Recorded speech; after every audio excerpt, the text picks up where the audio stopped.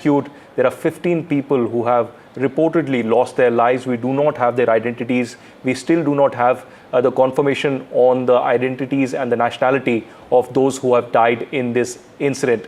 We also know that the Indian embassy in Vietnam, which is based in Hanoi, has put out emergency numbers for helpline numbers for people of the affected families. Tsering Sherpa is the Indian ambassador. We are trying to establish contact with him as well, who is leading the charge apart from the Consulate General in Hanoi and Ho Chi Minh City. So this is a very developing and concerning development that's coming in. There are multiple visuals on your screens, 32 tourists on board, all of them Indian. 15 unfortunately have lost their life.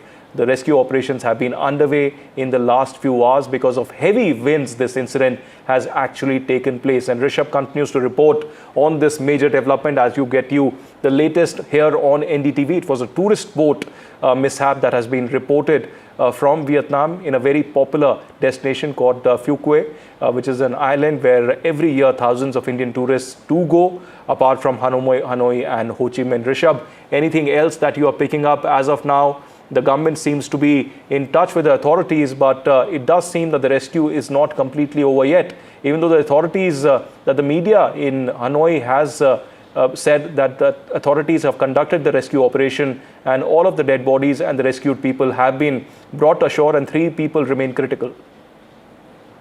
What we are gathering now is that the speedboat carrying about 32 people, 32 tourists and 4 crew members was, about 400 meters from the May Rut Ngoai Inlet, which is close to Phu Quoc Island. The authorities have now confirmed that it was because of the gusty winds that this speedboat has overturned.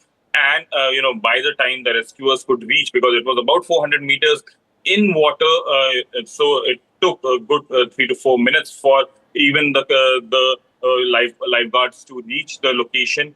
By then, 15 people had already lost their lives, given that it was a rough water, is what the authorities are now confirming. But 21 people have been now shifted to a hospital, and the authorities are trying to ascertain that there are no more people, because remember, the tourists were documented.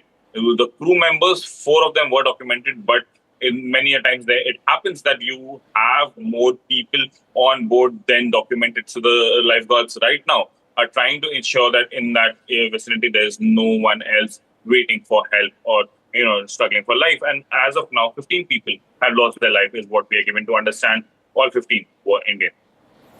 All right, we have these troubling reports coming in from Vietnam, where on NDTV we are trying to get the latest.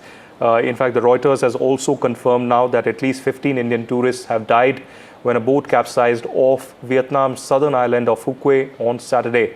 They're also quoting the local media, VN Express, and the local authorities have confirmed this development. 21 people survived the accident. That's what we have been told here on NDTV, according to this report.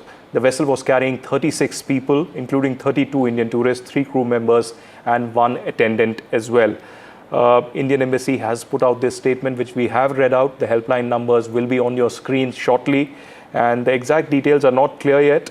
But this is a very troubling development because the sea conditions changed and there were rough, large waves in the area that resulted in this accident. As soon as we have more details here on NDTV, we will be getting you more. But on your screens right now is that exact moment when the rescue operation began. And this is the boat that had capsized completely. You can see a few members clinching to it to survive. I can just shudder and think what would have happened at that particular moment when this unfortunately happened. And Rishabh continues to join us. The Indian mission sets up helpline numbers. Rishabh, the Indian Embassy trying to get in touch with the group that was there and the authorities as well to help them, because now the task would be to help those who are injured, the 3 members who are critical, and to, of course, get the mortal remains of those who are unfortunately casualties in this accident. Well, definitely. This was a group booking, is what we are given to understand. They all belong to one group who were on this boat. And now what we're given to understand that 15 of the group members have lost their life, while 21, which include 3 crew members and 1 assistant as well, are in hospital. We'll have to wait and understand who these people were, which from where in India they were. But one thing is clear, they were Indian nationals who were on a tourist visa. All of them were on tourist visa to Vietnam. and while they were undertaking these tourist activities in the water, this has happened. So definitely a tragic incident has taken place, but we'll have to wait for further more details to come in. All right, to recap for our viewers, a major accident has taken place, a mishap on sea at the Phu Quoc Island, a very popular destination among tourists. At least 15 Indian nationals, it does seem, have lost their lives. There were 32 on board this particular boat. And currently, we are picking up more details as the rescue operations continue. We'll be slipping into a short break here on NDTV. And after we come back, news and updates will continue.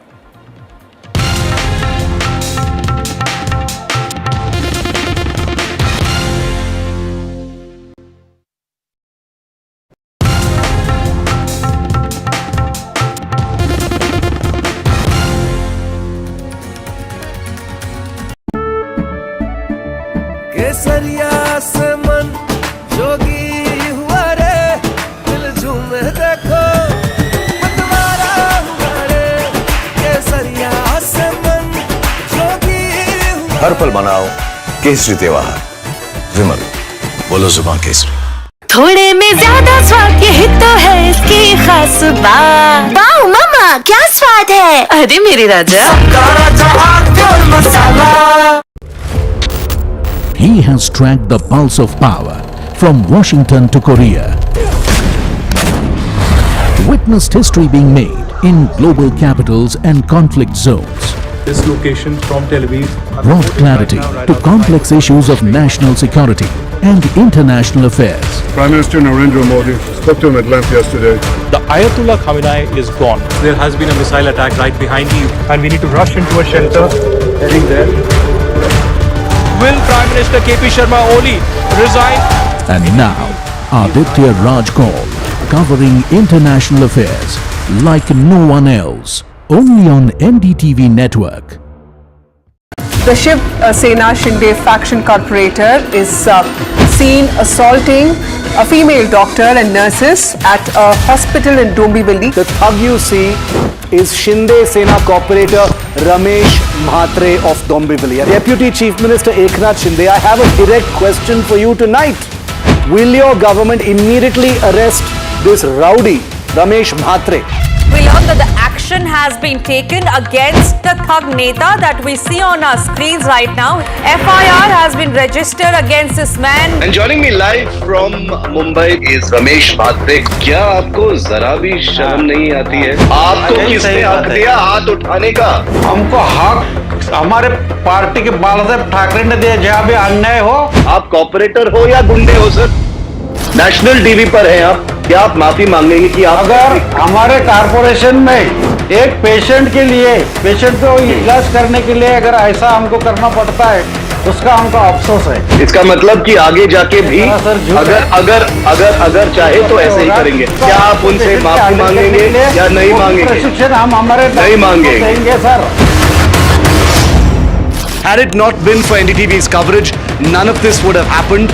And today, 9 hours after I spent 26 minutes questioning him, Ramesh Mhatre, corporator of the ruling Shinde Sena, has finally been arrested.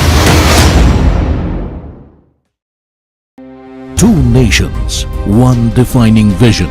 From critical semiconductors and high-speed rail to securing the vast waters of the Indo-Pacific, the blueprint of the world's most critical partnership is taking shape. Together, the visionary minds rewriting global diplomacy, driving economic power, and forging a massive manufacturing future. NDTV presents the Indo-Japan Strategic Dialogue. Launch control 0 to 100. This isn't just about cars and bikes, this is about how you move. This car makes no sense, yet it makes every sense. What we are sitting inside is a Joby-powered air taxi. Your friend said, "Ye le le." We said, maybe not. Hi, my name is Siddharth Sharma. I'm your NDTV Automate, your ultimate guide into the world of automobiles and mobility. Your first move sets the day, and in markets, being early is the edge. The edge begins the night before. Before India wakes up, the newsroom is already buzzing because the market rewards those who are prepared. That's where we come in, tracking momentum and where the markets could move next. I decode the global pulse, shaping the market mood. I bring insights that help you make decisions that matter. Insight by insight, call by call. That's how we give you a head start to the day's trade. So get ready with us every morning before the opening bell on India Market Open.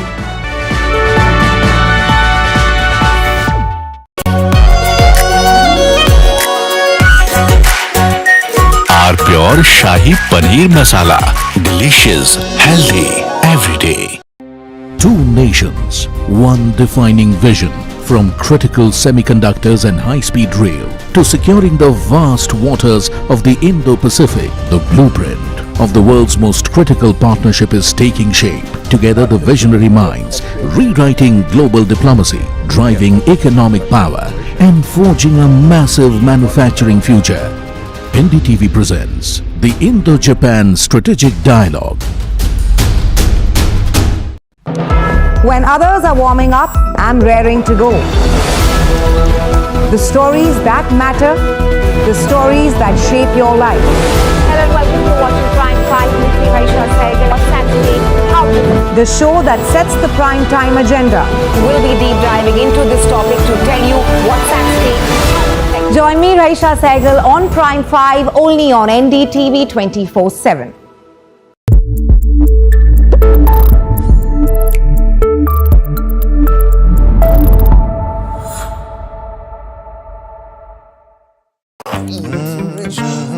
The news, Ayush.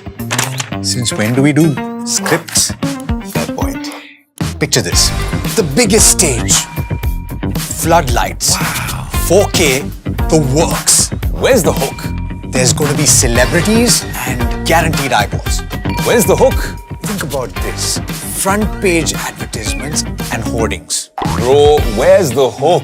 Cross-platform, digital first, virality. Without a hook, no way. The message is clear. It's 2026. You gotta be real in a world of reels. You gotta be original in a world where everything seems generated. That's it. That's what we're looking for. The best campaigns, the hottest trends, the smartest brand moves on our new show. But wait, what do we call it? The Hook. They say morning shows the day. Markets often have other plans. By midday, the story can be very different. That's when the right insights helps you rethink the day. Trades, trends, the moves that matter. Join me, Nisha Poddar, for Markets at 12, your edge for every move.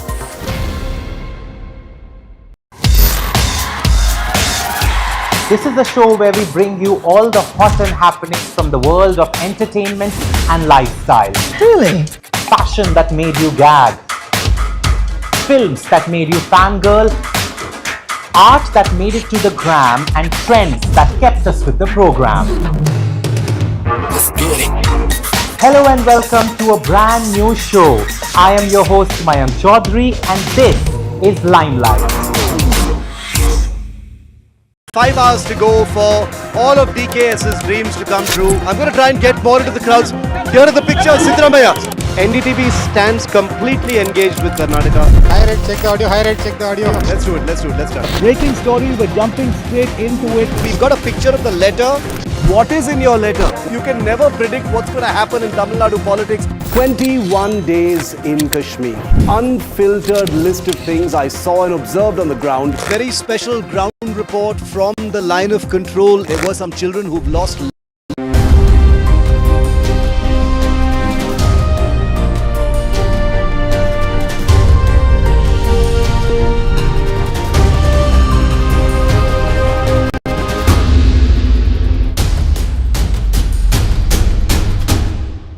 Excellencies, ambassadors, distinguished guests, ladies and gentlemen, a very warm welcome to the Indo-Japan Strategic Dialogue shaping the Asia century. Few bilateral relationships have evolved with the quiet consistency and strategic trust that define India and Japan.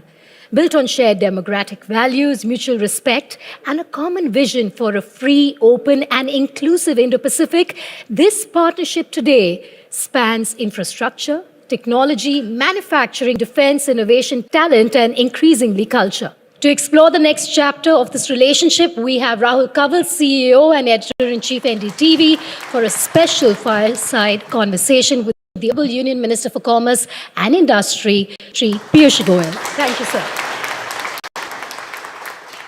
Hello and welcome to the NDTV World India-Japan Strategic Dialogue. So we're in very exciting times, and the man who's in the midst of a lot of that excitement is India's Minister for Commerce and Industry, Minister Piyush Goyal. Welcome to the NDTV India-Japan Strategic Dialogue. Can we have a round of applause as we welcome the Minister, please? Thank you. Thank you very much. I want to start by asking you, from the lens of the Indian government, Mr. Goyal, what according to you are the key takeaways you're expecting from the visit of the Japanese Prime Minister to India this time round? Rahul, it's been a relationship of trust, a very comprehensive relationship where we have, over the years, ever since the time of Prime Minister Abe-san, Prime Minister Modi has been building and nurturing this relationship. And I believe that post the reset of our partnership into a comprehensive strategic partnership, and after the announcement in the 15th Japan-India Summit, where Japan also committed to invest 100 trillion yen, that's about $65–70 billion, in India in different sectors, in infrastructure and industry. We have seen a significant increase in the engagement with Japan, whether it's on geopolitical issues, whether it's on technology issues, whether it's in investment, trade. And I suspect that this engagement of Prime Minister Takaichi-san will help evolve this partnership to take it to the next level. The India-Japan relationship is described as being heavy on investment and light on trade. We have about $27 billion of trade. India's exports about 6 billion plus, our imports are 21 billion plus. The trade deficit is heavily skewed against us. And you've spoken about this, Minister, in the past, the need for a review of the Comprehensive Economic Partnership Agreement. Is that something you'll be pressing the Japanese side? And how do you see that happen, in what form and shape? Over the years, different partners have had different roles to play in India's economic development. Japan's engagement with India has largely been focused around investments. For that matter, but for the Japanese partnership with India, we at one point of time did not even have modern automobiles in India. It was Maruti Suzuki that came in nearly 40 years ago and brought to India a modern, affordable, technology-driven automobile, which ultimately set India on the track to become a global power in the sector of automobiles. They have played an important role in specific industry segments, specific infrastructure segments. I don't know if you are aware that many years ago, our first dedicated freight corridor was built with Japanese partnership in Odisha, which helped us evacuate iron ore. And they took the export of iron ore obligation also in return for investments in building up the infrastructure. So it's a partnership that has many dimensions. Trade also is an important element of this partnership, particularly given our complementary strengths. What we get from Japan are largely technology-driven products. What we sell to Japan are also value-added products. So the Comprehensive Economic Partnership Agreement with Japan was signed way back in 2011. We signed a similar SEPA with the UAE, and in 3 years, trade crossed $100 billion. So my question is, why is it that it's taken 15 plus years to reach just about $27.5 billion? And what are you as Trade Minister doing to try and increase the volume of trade and also improve some of the imbalances that currently prevent Indian services companies or Indian citizens going to Japan and working there, where some of the regulations are so stringent at the moment that Indians are finding it tough to grow the trade numbers? Every country has regulations. I mean, we have our own regulations. Businesses will have to participate in the regulatory process, will have to find opportunities to expand trade. For instance, Japan is looking for a number of highly skilled caregivers. But one of the prerequisites, and I would say rightly so, is that the person should know the Japanese language. Otherwise, how are they going to be able to provide nursing facilities to the aged people in Japan? Ideally, if you have a combination of language and some knowledge of their culture, it makes it even better. My sense is that people are recognizing that. In my own skill development center in Mumbai, we run classes on Japanese language and Japanese culture, which helps children get very highly paid jobs in Japan after that. As the Ministry of Commerce, we have recently come out with an export promotion mission, which has several dimensions to it, one of which is regulatory engagement with different countries. So under the EPM, we are encouraging our industry to be more forthcoming in getting regulatory approvals, which are quite expensive in Japan and often could be the reason that people or industry has not been very forthcoming. Governments have been complaining about it, generic drugs have been complaining about it. The time taken to get regulatory approval has been one of the concerns of India. Undoubtedly, it's an issue that I have been discussing with my counterparts at different forums. It's an issue that will have to be resolved both at the government level and at the industry level. The India-Japan dialogue was actually meant to happen in Guwahati. And Japan, interestingly, works with India on the Act East corridor. What role do you think a country like Japan can help in the upliftment of India's northeast region? Because a lot of people in Guwahati were actually looking forward to these deliberations happening there because of scheduling reasons. Ultimately, they couldn't. But the role that you think Japan can play in trying to uplift economic development in the northeast? Well, I think Japan has, over the years, been an important part of India's Act East policy. The Northeast is an area which has very high talent, very good talent. The Northeast is much closer to the ASEAN region, and linkages between the Northeast and this ASEAN region make it a very natural gateway for trade with ASEAN. And therefore, Japan and India working together to promote industry, to promote the infrastructure in the Northeast is a very natural trajectory of partnership, serving the eastern parts of the continent. It also very well fits into Prime Minister Modi's own personal commitment to the people of India and to the people of the Northeast, that every region in India should see equitable development. We appreciate you taking out time and joining us here at the NDTV India-Japan Strategic Dialogue. Can we have a round of applause for Minister Piyush Goyal, please? Thank you. Thank you very much.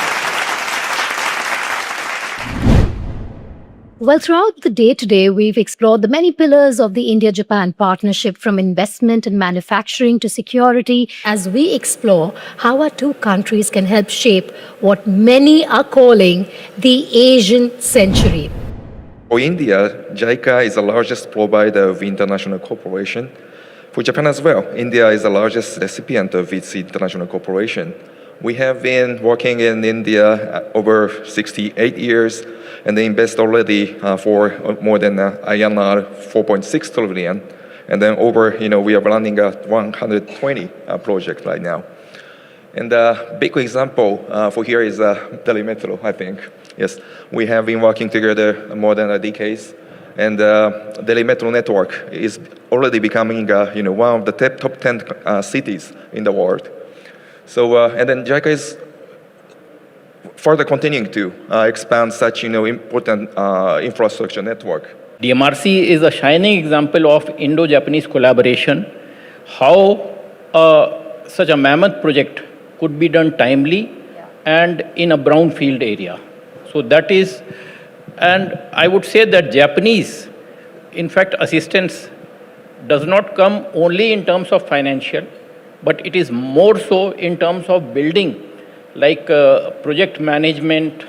In fact, many of the construction practices in India got improved because of Japanese intervention through Delhi Metro.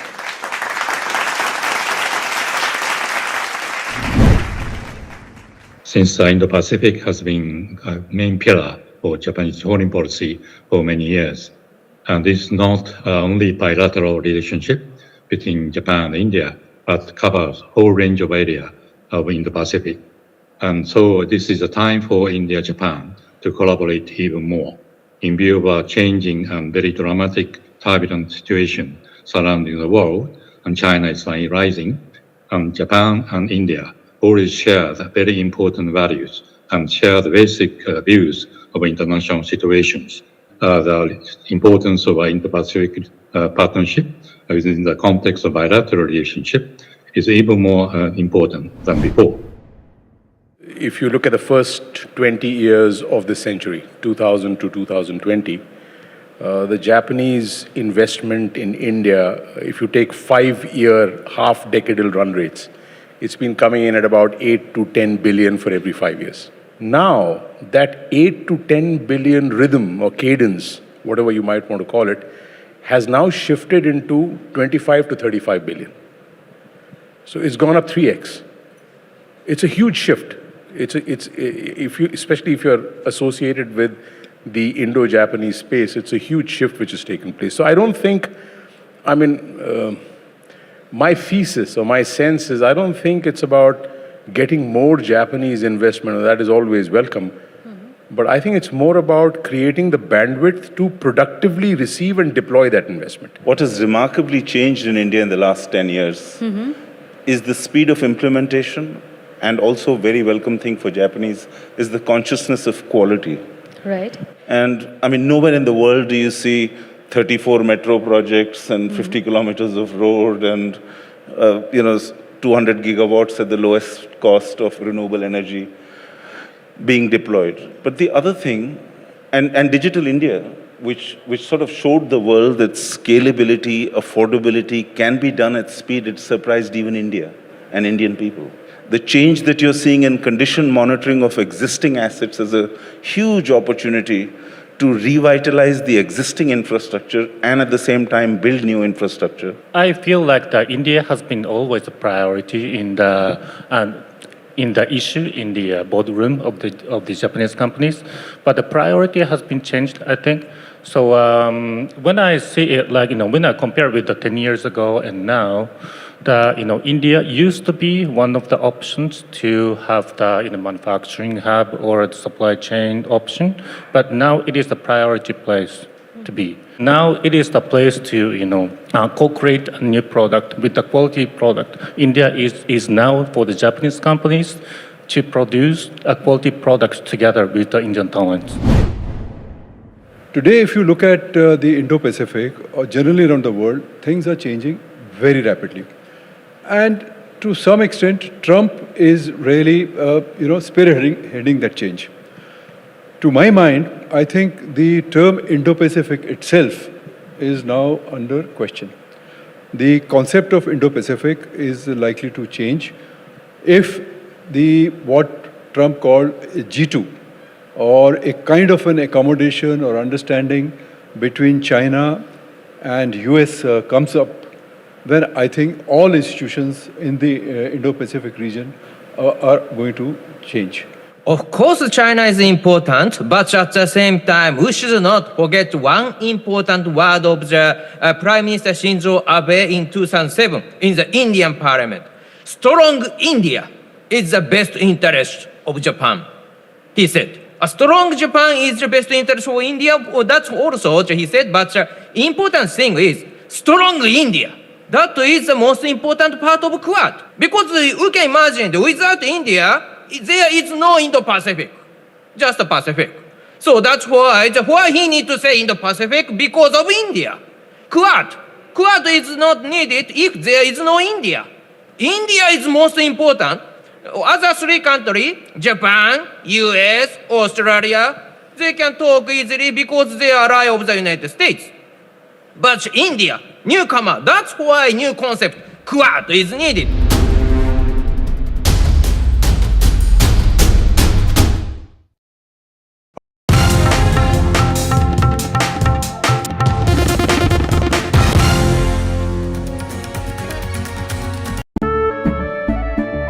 केसरिया से मन जोगी हुआ रे दिल झूमे देखो मतवारा हुआ रे केसरिया से मन जोगी हुआ हर पल मनाओ केसरी त्योहार। विमल, बोलो जुबान केसरी। थोड़े में ज्यादा स्वाद यही तो है इसकी खास बात। वाओ मामा, क्या स्वाद है। अरे मेरे राजा, मसाला। He has tracked the pulse of power from Washington to Korea, witnessed history being made in global capitals and conflict zones, dislocation from Tel Aviv, brought clarity to complex issues of national security and international affairs. Prime Minister Narendra Modi spoke to him at length yesterday. The Ayatollah Khamenei is gone. There has been a missile attack right behind you, and we need to rush into a shelter. Heading there. Will Prime Minister KP Sharma Oli resign? And now, Aditya Raj Kaul, covering international affairs like no one else, only on NDTV network.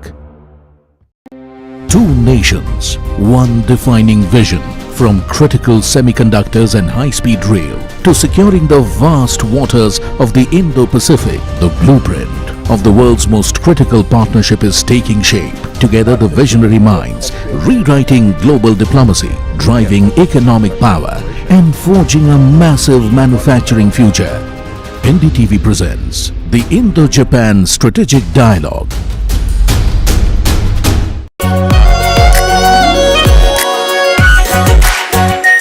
Our pure Shahi Paneer Masala. Delicious, healthy, every day.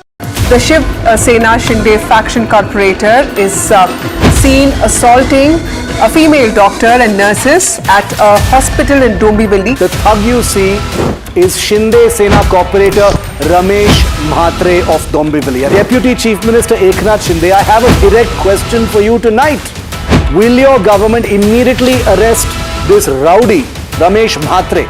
We learned that the action has been taken against the thug neta that we see on our screens right now. FIR has been registered against this man. And joining me live from Mumbai is Ramesh Mhatre. क्या आपको जरा भी शर्म नहीं आती है? आपको किसने हक दिया हाथ उठाने का? हमको हक हमारे पार्टी के बालासाहेब ठाकरे ने दिया जहाँ भी अन्याय हो। आप कॉर्पोरेटर हो या गुंडे हो सर? नेशनल टीवी पर हैं आप। क्या आप माफी मांगेंगे कि आप अगर हमारे कारपोरेशन में एक पेशेंट के लिए पेशेंट को इलाज करने के लिए अगर ऐसा हमको करना पड़ता है तो उसका हमको अफसोस है। इसका मतलब कि आगे जाके भी अगर चाहे तो ऐसे ही करेंगे। क्या आप उनसे माफी मांगेंगे या नहीं मांगेंगे? प्रशिक्षण हम हमारे नहीं मांगेंगे sir. Had it not been for NDTV's coverage, none of this would have happened. And today, 9 hours after I spent 26 minutes questioning him, Ramesh Mhatre, corporator of the ruling Shinde Sena, has finally been arrested. Launch control 0 to 100. This isn't just about cars and bikes. This is about how you move. This car makes no sense, yet it makes every sense. What we are sitting inside is a Joby-powered air taxi. Your friend said, "Ye le le." We said, maybe not. Hi, my name is Siddharth Sharma. I'm your NDTV Automate, your ultimate guide into the world of automobiles and mobility. मीठा या नमकीन, चाहे जैसे खाओ, 100% सूजी से बनी are pure vermicelli, स्वादिष्ट, सेहतमंद हर रोज। Your first move sets the day, and in markets, being early is the edge. The edge begins the night before. Before India wakes up.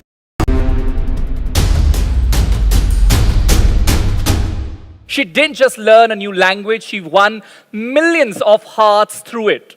human hearts and those virtual ones also that you see when you hit like on social media. She's a creator from Japan who chose to learn Hindi, immerse herself in Indian culture, and today has one of the largest Indian audiences on YouTube. Through her videos, she's become a cultural bridge between India and Japan, proving that language isn't just about words, it's about connection. Please join me in welcoming woman many Indians fondly know as Mayo Japan.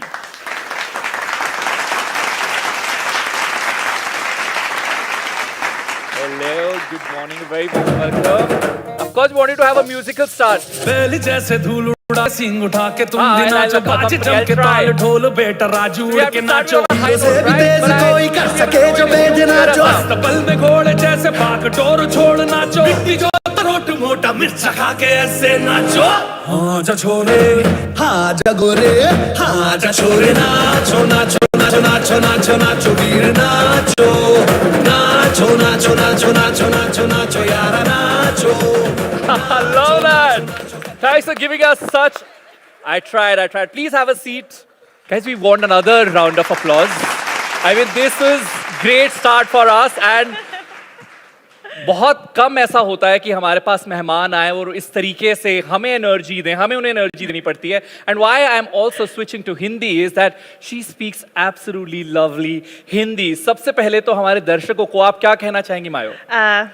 बहुत बहुत धन्यवाद इकट्ठे होने के लिए. मैं हूँ हिंदी बोलने वाली जापानी लड़की.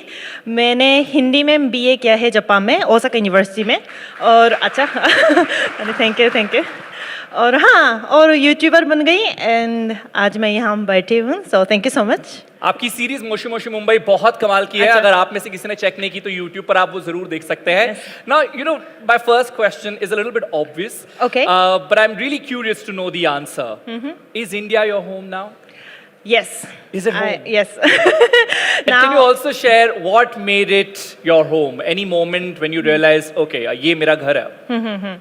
So, अभी मैं मुंबई में रहती हूँ. 1 साल पहले मैं मुंबई शिफ्ट हो गई एंड उससे पहले there was a reason that made me home in Mumbai. So there is one particular Indian family who has been receiving me as a host family. So now the host mother of the house is actually the choreographer of Ghumar. So she's very cultural person and very nice, and she has been teaching me so many things about Indian culture. While both these countries, India and Japan, you know, share a lot of commonalities, but there are also a few cultural differences. So what was the biggest cultural shock you received when you first came to India?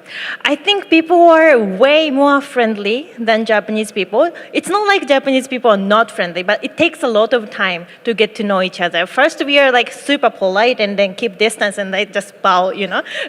It's not, I'm not lying. I think bowing is the first thing. But in India, you can become friends very quickly. You ask, you know, a bunch of questions and you quickly, you know, घर आ जाओ, हमारा खाना खाओ. And that has been like, there are so many invites for home cooked food, which I love, absolutely. सबसे ज़्यादा क्या पसंद करती हैं आप खाना हिंदुस्तानी खाने में?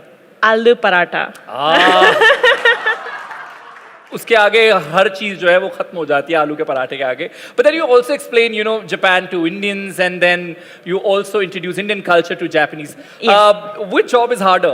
I feel like introducing Indian culture to Japanese people is way harder because I feel like Japanese people do not have a lot of correct image towards India.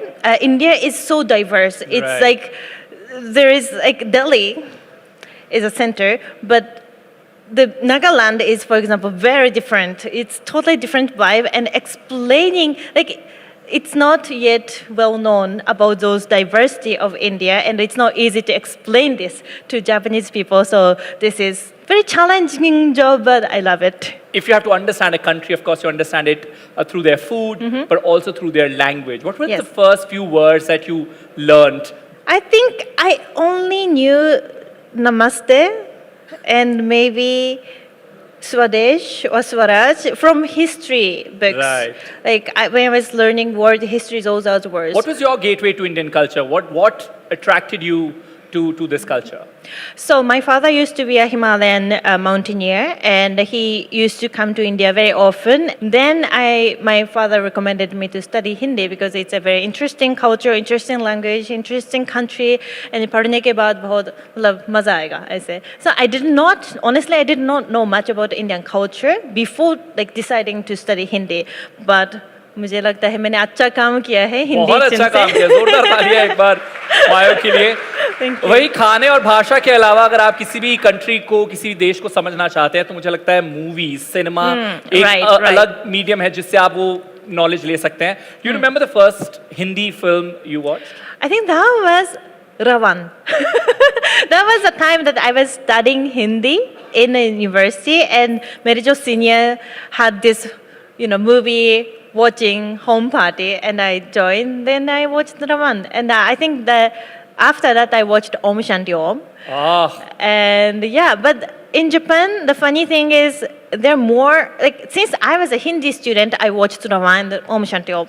But the majority of Japanese people get to know about Indian film through South Indian cinema. Like RRR ka Natu Natu हमने अभी किया है, but RRR was a big hit, and उससे पहले Baahubali was a big hit, and उससे बहुत पहले Muthu, the Rajinikanth movie, was very famous in Japan. So South की movies बहुत चलती है जापान में. Give it up for Mayo, guys. दूसरा सेक्शन कर सकते हैं क्या? क्या कर सकते हैं? बैल जैसे धूल उड़ा के सींग उठा के तुम भी नाचो, बाजे जम के ताल ढोल बेटा राजू उड़ के नाचो. हीरो से भी तेज कोई कर सके जो बेटे नाचो, बल में घोड़े जैसे भाग डोर छोड़ नाचो, मिट्टी जो तो रोट मोटा मिर्च खा के ऐसे नाचो. हाँ जा छोरे, हाँ जा गोरे, हाँ जा छोरे, नाचो नाचो नाचो नाचो नाचो नाचो वीर नाचो, नाचो नाचो नाचो नाचो नाचो नाचो यारा नाचो.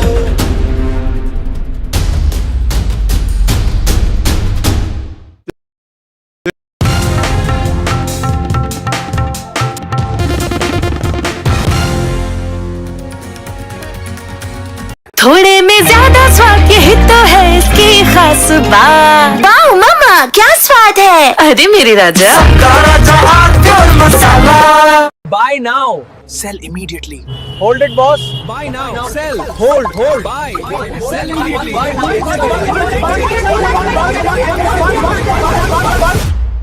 Confused? What to buy? What to sell? What to hold? Ask Prophet with Mahima and Puneet. Monday to Friday, 10:30 a.m. only on NDTV Prophet.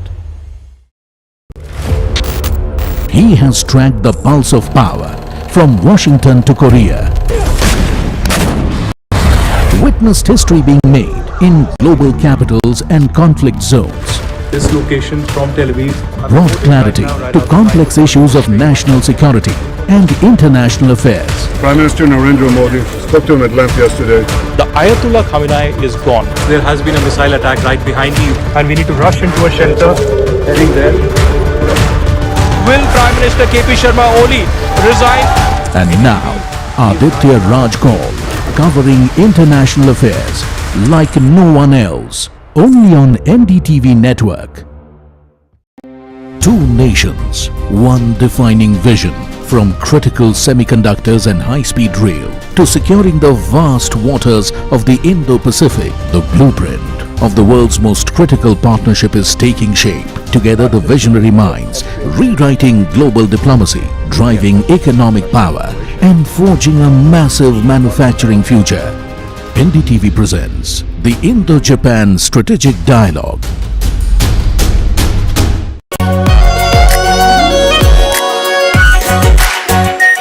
Our pure Shahi Paneer Masala. Delicious, healthy, every day. The Shiv Sena Shinde faction corporator is seen assaulting a female doctor and nurses at a hospital in Dombivli. The thug you see is Shinde Sena corporator Ramesh Mhatre of Dombivli. Deputy Chief Minister Eknath Shinde, I have a direct question for you tonight. Will your government immediately arrest this rowdy Ramesh Mhatre? We learned that the action action has been taken against the thug neta that we see on our screens right now. FIR has been registered against this man. And joining me live from Mumbai is Ramesh Bhatre. क्या आपको जरा भी शर्म नहीं आती है? आपको किसने हक दिया हाथ उठाने का? हमको हक हमारे पार्टी के बालासाहेब ठाकरे ने दिया, जहाँ भी अन्याय हो। आप कॉर्पोरेटर हो या गुंडे हो सर? नेशनल टीवी पर हैं आप, क्या आप माफी मांगेंगे कि आप अगर हमारे कारपोरेशन में एक पेशेंट के लिए, पेशेंट को इलाज करने के लिए अगर ऐसा हमको करना पड़ता है, उसका हमको अफसोस है। इसका मतलब कि आगे जाके भी अगर चाहे तो ऐसे ही करेंगे। क्या आप उनसे माफी मांगेंगे या नहीं मांगेंगे? प्रशिक्षण हम हमारे नहीं मांगेंगे sir. Had it not been for NDTV's coverage, none of this would have happened.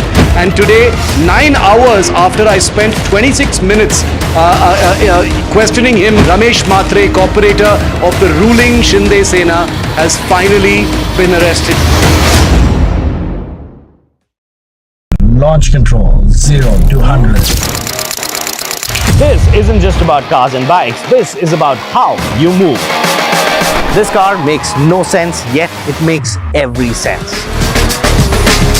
What we are sitting inside is a Joby-powered air taxi. Your friend said, "Ye le le." We said, "Maybe not." Hi, my name is Siddharth Sharma. I'm your NDTV Automate, your ultimate guide into the world of automobiles and mobility. India Inc.'s most respected names chose India Inc.'s best and brightest. I'm delighted to be chairman of such distinguished fellow businessmen, bankers. It's just lovely to be back on this NDTV jury. I have been a fan of NDTV for a long time. Many of the nominees are extremely close together in terms of what they've done. Gender parity to be reflected while we choose leadership as well. It's also important that how they are reshaping the industries. We got a fantastic jury and we've left all decisions to the wisdom of the jury. Who will earn India's top business honors? Find out at the NDTV Profit Business Leadership Awards. मीठा या नमकीन, चाहे जैसे खाओ, 100% सूजी से बनी are pure vermicelli, स्वादिष्ट, सेहतमंद, हर रोज। Your first move sets the day, and in markets, being early is the edge. The edge begins the night before. Before India wakes up, the newsroom is already buzzing because the market rewards those who are prepared. That's where we come in, tracking momentum and where the markets could move next. I decode the global pulse, shaping the market mood. I bring insights that help you make decisions that matter. Insight by insight, call by call. That's how we give you a head start to the day's trade. So get ready with us every morning before the opening bell on India Market Open.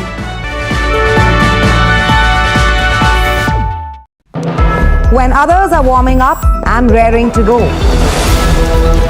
The stories that matter, the stories that shape your life. Hello and welcome to watching Prime 5 with me, Raisha Sehgal. What's happening? How to do? The show that sets the prime time agenda. We'll be deep diving into this topic to tell you what's at stake. Join me, Raisha Sehgal, on Prime 5 only on NDTV 24/7.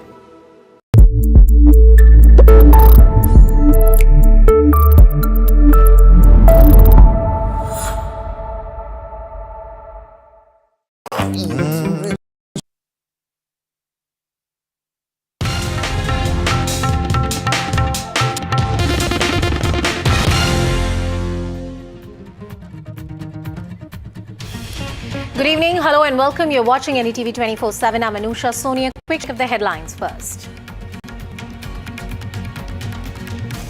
15 Indian tourists killed after speedboat capsizes in southern Vietnam. Search and rescue operations are underway.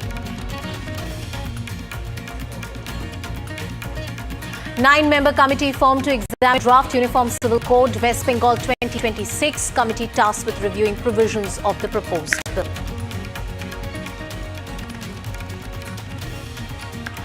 Call grows for TVK-DMK National Alliance after VCK chief's unity pitch. Congress echoes the same sentiment.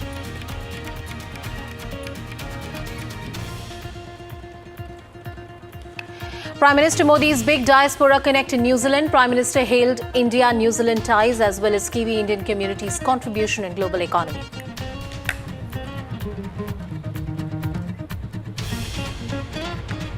Meta removes AI image feature from Instagram. Move after feature faced backlash for using public Instagram accounts for AI creations. Meta admits it missed the mark, disables the feature.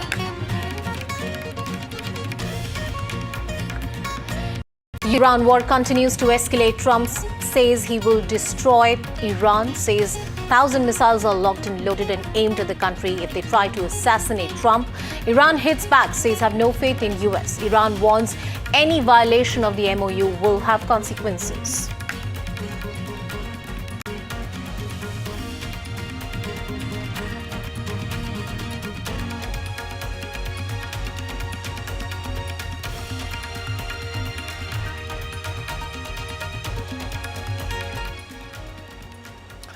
Distressing reports coming from Vietnam, where a boat carrying several Indian tourists has reportedly capsized near Phu Quoc Island. Initial reports say that 32 passengers were on board and 15 Indian tourists are reported to be unfortunately killed as local authorities continue their search and rescue operations. The vessel is said to have overturned shortly after departing from Hon May Rut Ngoai Island for an An Thoi Port, and rough seas and strong winds throwing all passengers and crew into the water. The Indian consulate in Ho Chi Minh City, along with Embassy of Hanoi, has set up emergency control rooms and helplines to assist the affected families. The Ministry of External Affairs says it is closely monitoring the situation.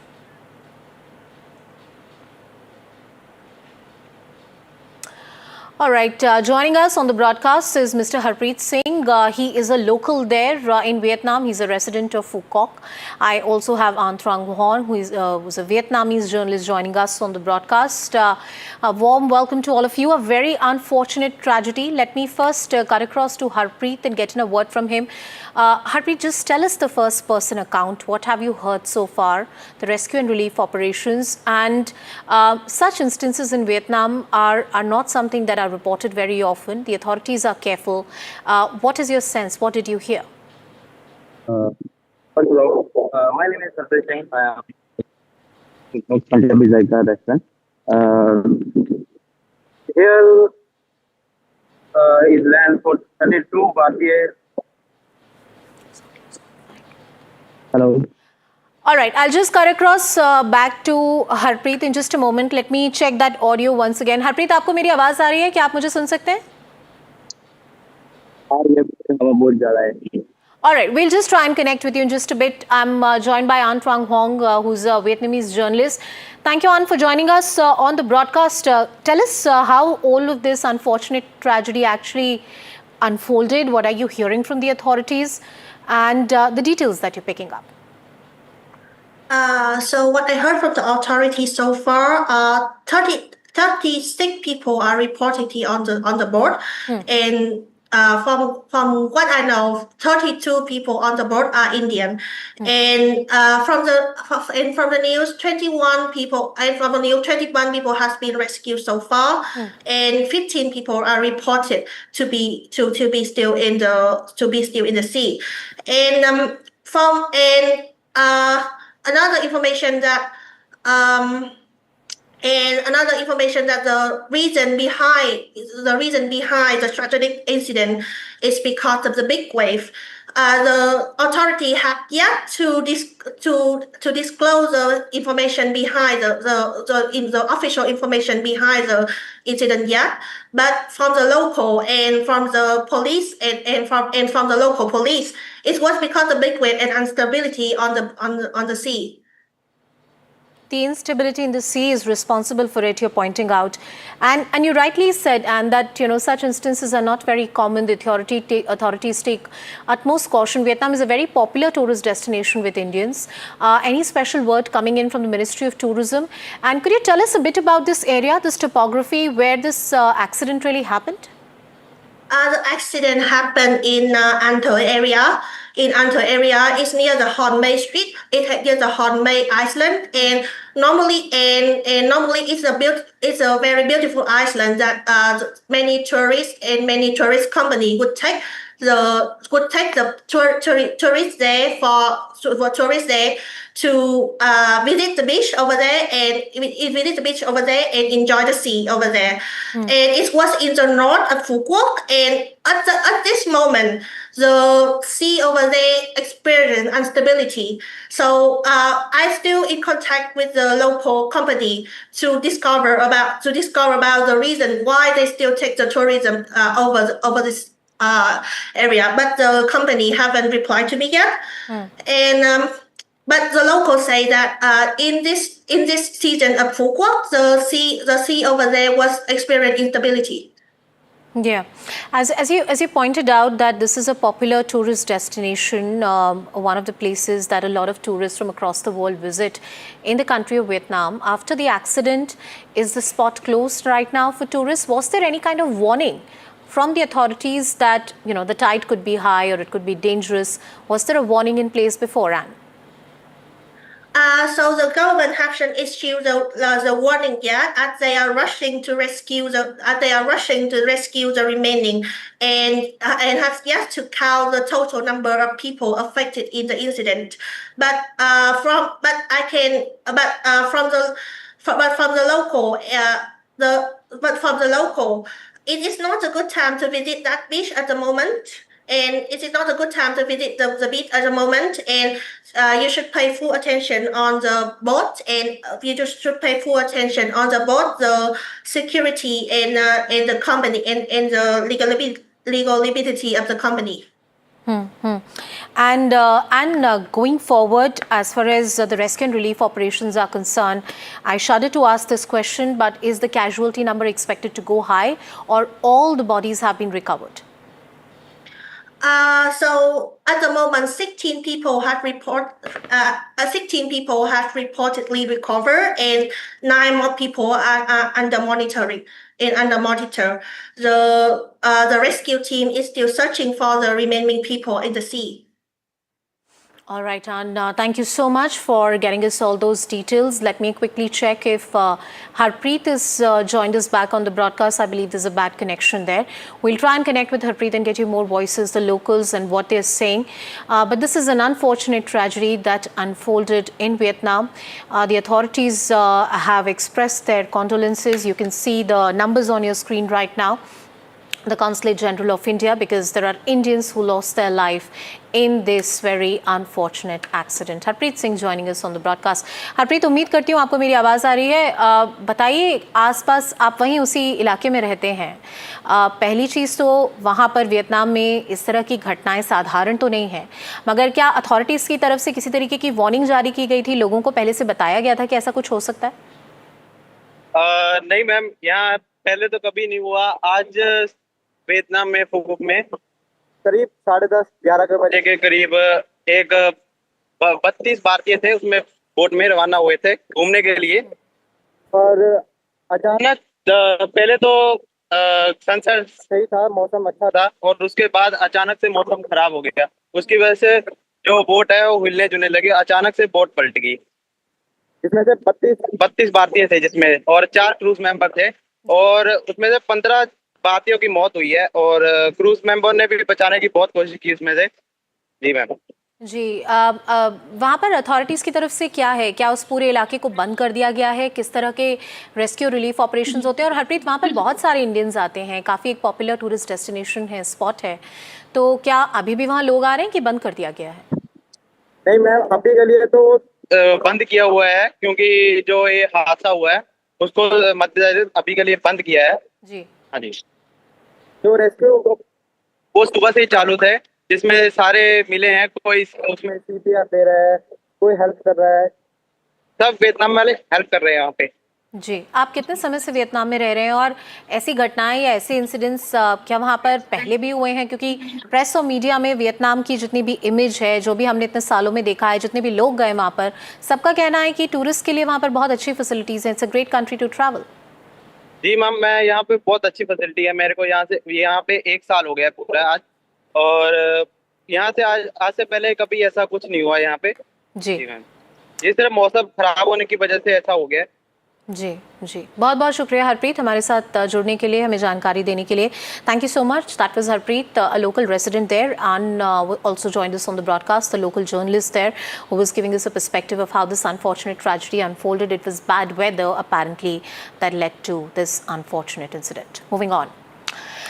Let's get you to some more latest news which is coming in right now, and this is coming in from the Congress party. The senior Punjab Congress leader and MP Sukhvinder Singh Randhawa has said that party leaders have conveyed their concerns to the Congress High Command, stressing that Punjab needs a leader, and I'm quoting, who is not compromised and can strongly raise the state's voice.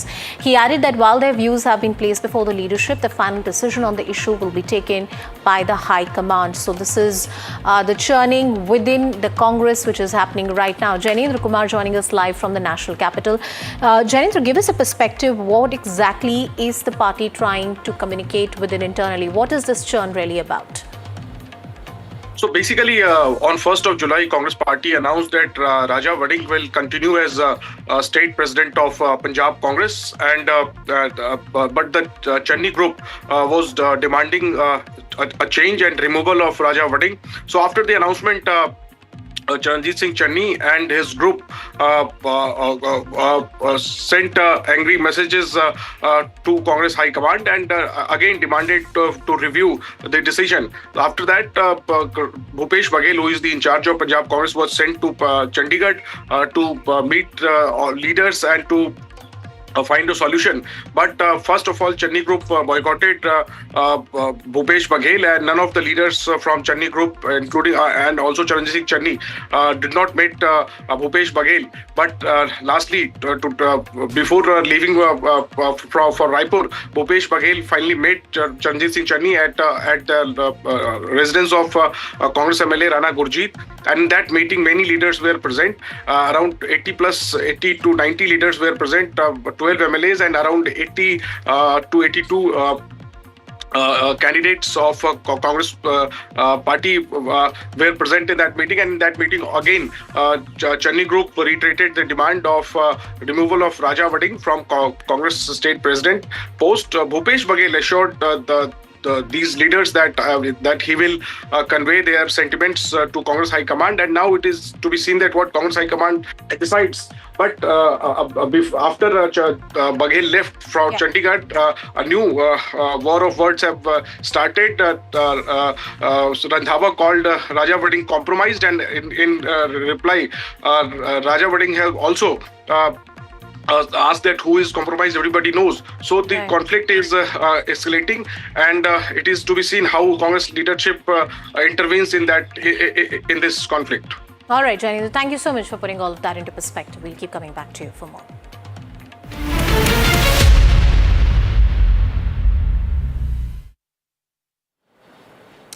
And Tamil Nadu Chief Minister Vijay's possible alignment with India bloc has gathered momentum after fresh calls from the key opposition leaders for greater unity in Tamil Nadu. VCK Chief Thol Tirumavalan has urged that DMK and TVK must join hands at the national level to take on the BJP, saying the national interests must take precedence over state-level political rivalry. Backing the proposal, Congress MP Jyotimani said that the two parties should unite to safeguard the nation's future, citing issues such as delimitation, the national education policy, and the much spoken about language debate. TVK என்ன சொல்றாங்க, எங்க கொள்கை எதிரின்றாங்க. Okay. DMK என்ன சொல்றாங்க, இவ்வளவு நாளா நாங்க எதிர்த்துட்டோம், தொடர்ந்து எதிர்ப்புன்றாங்க. இந்தியா பிளாக் என்ன சொல்லுது, அவங்களை எதிர்ப்பது தான் அரசியல். அப்ப ஏன் இங்க ஒரே அணிக்கு வரக்கூடாது? இதுதான் திருமாவளவன் எடுத்து வந்திருக்கிறது. என்ன தப்பு இருக்குது? கேரளாவில் காங்கிரஸ் இடதுசாரிகளும் பயங்கரமான மோதல். பினராயி விஜயன் RSS காரவனே பேசுறாரு. ராகுல் காந்தி அங்க இந்தியா பிளாக்ல கூட்டணியில மார்க்சிஸ்டும் உட்கார்ந்து காங்கிரஸும் உட்கார்ந்து. மேற்கு வங்கத்தில் மம்தா பானர்ஜிக்கும் காங்கிரஸுக்கும் சண்டை. ஆனா இந்தியா பிளாக்ல ரெண்டு பேரும் வந்து ஒன்னா உட்கார்றாங்க. தமிழ்நாட்டில் அப்படி ஒரு அரசியல் நடக்கக்கூடாதா? இதை திருமாவளவன் சொன்னா உங்களால் அதை புரிந்து கொள்ள முடியாதா? VCK VCK chief Mr. Thirumavalavan has mooted the idea of India bloc, including both the DMK and the TVK. The DMK has made it very clear that they will not work with the Congress. See, it's not about Congress or DMK or VCK or any other political party. It's about India and its future, and it's about our people. See, we are living in a very troubling times. BJP is completely trying to control each and every machinery, every foundation of democracy. Generally in democracy, voters choose the political party or a government. But in BJP's New India, BJP chooses the voters. That's its SIR. Now delimitation bill is hanging above our head, followed by one nation, one election. So we are really living in a very troubling times. We should work together to save the country. So that's what VCK chief has expressed in my view. And is that something that's really possible, Vijay, as part of the INDIA bloc? Let's look at different scenarios. The first scenario, the national allies versus the state rivals. Will they unite on national issues? And what are the key national issues we are talking about? Delimitation is one of the key issues, the North-South divide, national education policy. Once again, an issue which is clearly something about the divide of the North and the South. Who can forget the language war? Language is something that has sharply divided historically between the North and the South. Of course, there have been political efforts to bridge that gap, but that continues to remain a contentious issue. The second scenario, which is an issue-based understanding between the two sides, where there can be no formal alliance between the two parties, pre-poll or post-poll, but TVK can back the INDIA alliance on certain issues. That will show some kind of political strength and mettle coming in from this newly formed political organization that swept the state of Tamil Nadu. The bloc on the parliamentary votes and the national issues, that's how this scenario might work. But there's a third scenario as well that we can look at. And what is that third scenario? TVK's formal INDIA bloc entry. That means they're not holding anything back. They're fully going and becoming a part of the INDIA bloc and having alliance or an understanding or some kind of unity, political unity, especially at the center. The seat sharing will become a big challenge in Tamil Nadu, say in the municipal elections or in the elections that may come in the future if there is a by-poll or the Lok Sabha elections. The three scenarios that we have spoken about.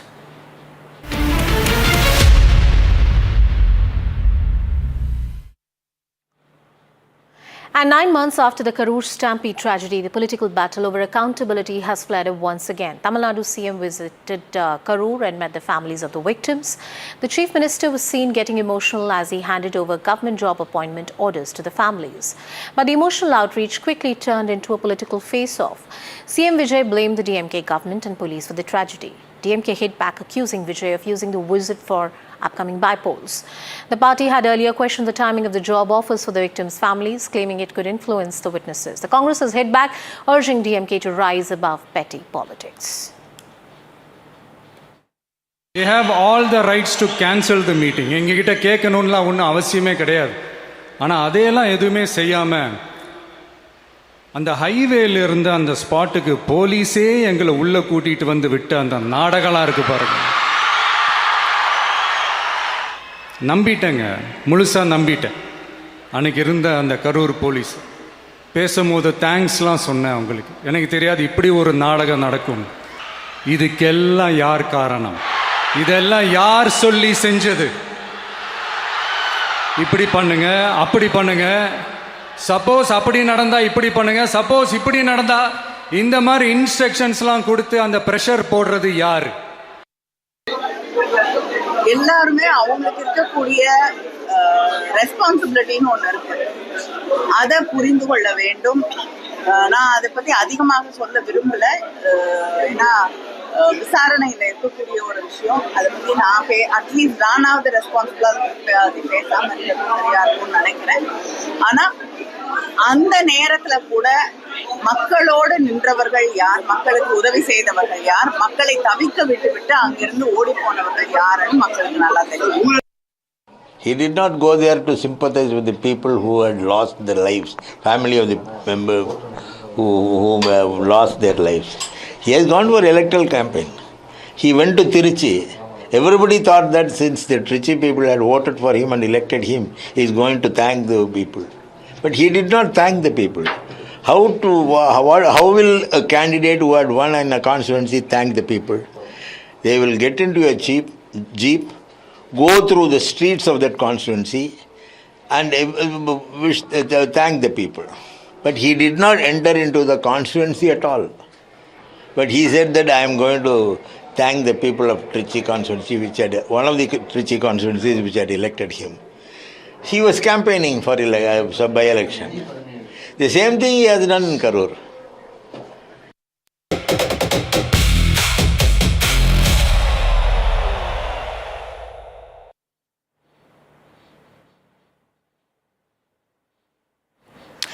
And Belgium were just minutes away from forcing extra time. Then came one mistake and Spain made them pay.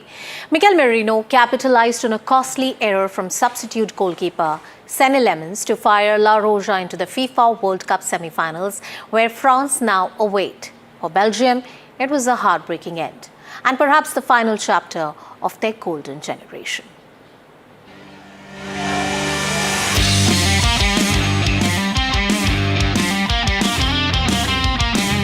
Spain struck first in the 30th minute. Fabian Ruiz reacted quickest inside the box, burying the rebound to give La Roja a deserved lead. Belgium hit back before the break. Charles de Ketelaere rose above the Spanish defense and powered home a header in the 41st minute to make it 1-1. Then came the defining moment. Thibaut Courtois had already left the field in tears after picking up an injury in the 71st minute, forcing Senne Lemens into action. Just 2 minutes after coming off the bench in the 86th minute, Mikel Merino pounced on a loose ball after Lemens failed to deal with it cleanly. The finish was simple, the consequences were enormous. Spain had their winner. Spain's incredible run continues. They are now unbeaten in 36 consecutive matches dating back to March 2023, moving within one game of Italy's record of unbeaten streak. For Belgium, the defeat could mark the end of an era. Romelu Lukaku, Kevin De Bruyne and the last remaining members of the country's celebrated golden generation may well have played their final World Cup match. A team that promised so much leaves the World Cup stage without the trophy it chased over a decade. Rika Roy for NDTV. Well, that report and much more is up on our website, ndtv.com. With that, it's a wrap on this edition. Thank you so much for watching.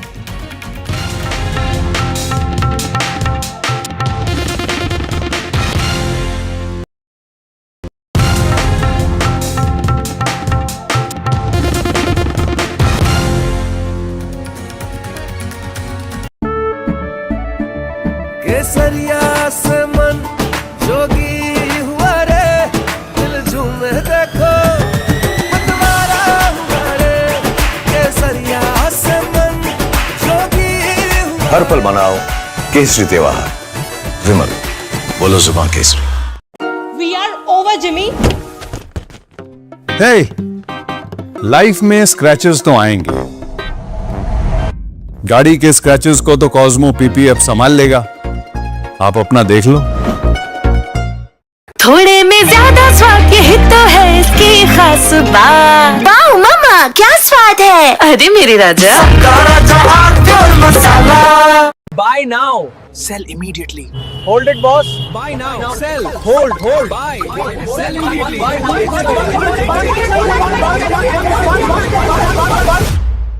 Confused?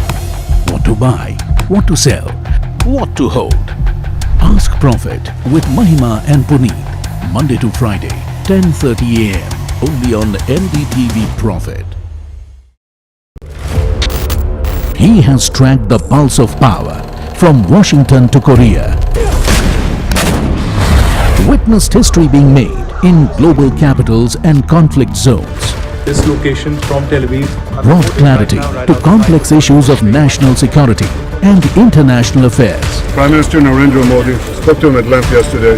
The Ayatollah Khamenei is gone. There has been a missile attack right behind you, and we need to rush into a shelter. Heading there. Will Prime Minister KP Sharma Oli resign? And now, Aditya Raj Kaul covering international affairs like no one else. Only on NDTV network. Two nations, one defining vision. From critical semiconductors and high-speed rail to securing the vast waters of the Indo-Pacific, the blueprint of the world's most critical partnership is taking shape. Together, the visionary minds rewriting global diplomacy, driving economic power, and forging a massive manufacturing future. NDTV presents the Indo-Japan Strategic Dialogue. The Shiv Sena Shinde faction corporator is seen assaulting a female doctor and nurses at a hospital in Dombivli. The thug you see is Shinde Sena corporator Ramesh Mhatre of Dombivli. Deputy Chief Minister Eknath Shinde, I have a direct question for you tonight. Will your government immediately arrest this rowdy Ramesh Mhatre?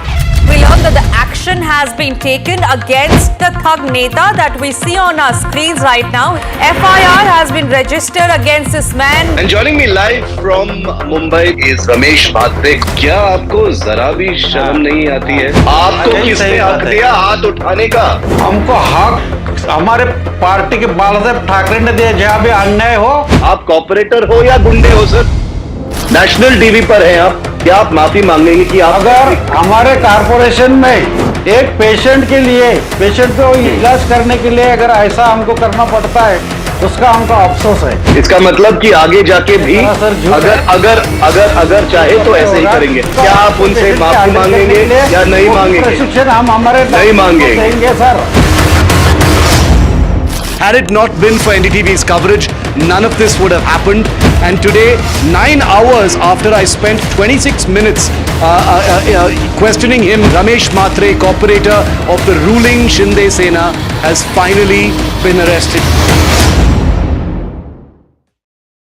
Launch control, 0 to 100. This isn't just about cars and bikes. This is about how you move. This car makes no sense, yet it makes every sense. What we are sitting inside is a Joby-powered air taxi. Your friend said, "Ye le le." We said, maybe not. Hi, my name is Siddharth Sharma. I'm your NDTV Automate, your ultimate guide into the world of automobiles and mobility. India Inc.'s most respected names chose India Inc.'s best and brightest. I'm delighted to be chairman of such distinguished fellow businessmen, bankers. It's just lovely to be back on this NDTV jury. I have been a fan of NDTV for a long time. Many of the nominees are extremely close together in terms of what they've done. Gender parity to be reflected while we choose leadership as well. It's also important that how they are reshaping the industries. We've got a fantastic jury and we've left all decisions to the wisdom of the jury. Who will earn India's top business honors? Find out at the NDTV Profit Business Leadership Awards. Your first move sets the day, and in markets, being early is the edge. The edge begins the night before. Before India wakes up, the newsroom is already buzzing because the market rewards those who are prepared. That's where we come in, tracking momentum and where the markets could move next. I decode the global pulse, shaping the market mood. I bring insights that help you make decisions that matter. Insight by insight, call by call. That's how we give you a head start to the day's trade. So get ready with us every morning before the opening bell on India Market Open.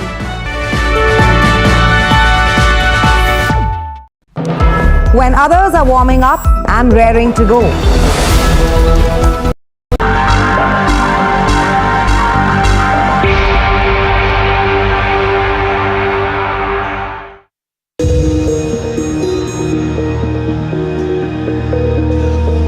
परेशान हूँ।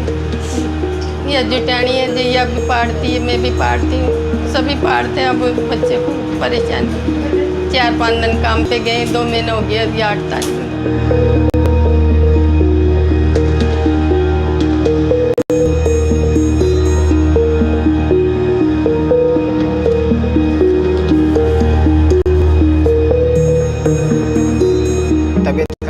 Time पे कुछ नहीं बताया, हमें last time को बताया गया। जब वो उनको इस वार्ड से उस वाले बिल्डिंग में रेफर किया ना, तब उन्होंने लास्ट में बोला कि इनकी किडनियाँ फेल हो गई। तो मैं पूछा किडनी कैसे किस वजह से फेल हुई है, तो उसकी कोई जानकारी नहीं दी।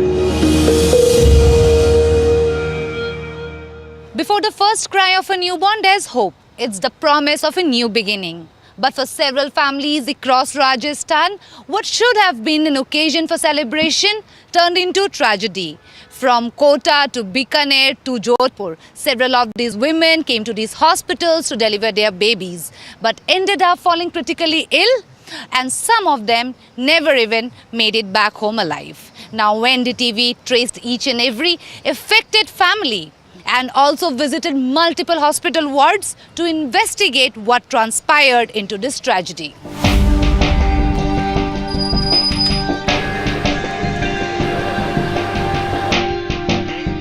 We met the grieving families.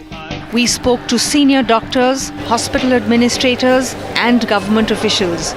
Some of them came on record, others declined. The suspended doctors were also contacted. But the deeper the investigation went, the murkier it became.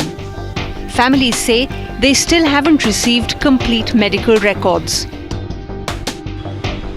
In two of the deaths, post-mortem reports do not clearly state the cause of death. Key forensic reports are still awaited. Yet, one fact is undeniable. Something catastrophic happened. Women walked into government hospitals to bring new life into the world. Some never returned home. Weeks later, in some cases months, the investigations are still underway.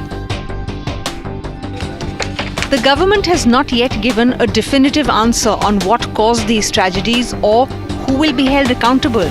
The question also arises whether something like this was always in the making.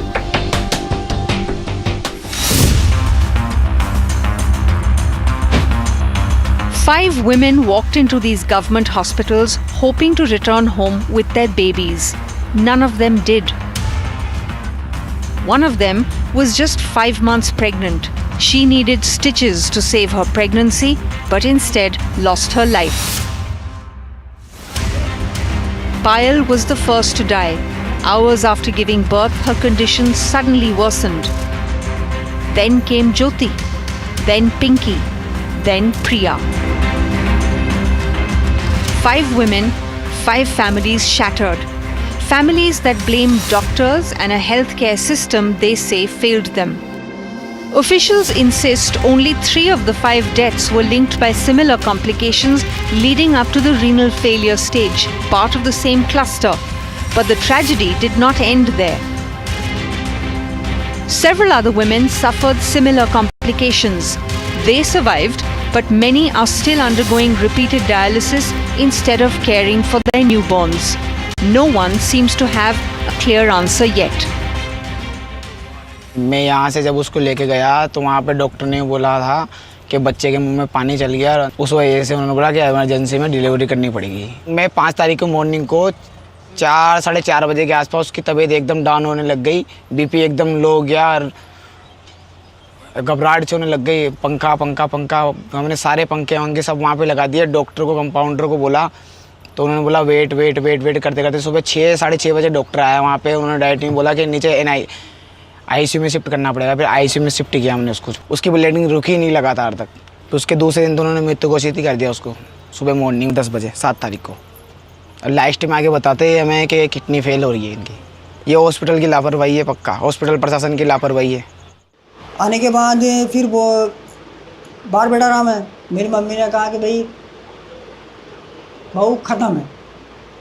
मैंने कहा मैं देख कर आ रहा हूँ बहू कैसे ख़त्म है, कि नहीं ख़त्म हो। तो मुझे डॉक्टरों की लापरवाही लग रही है।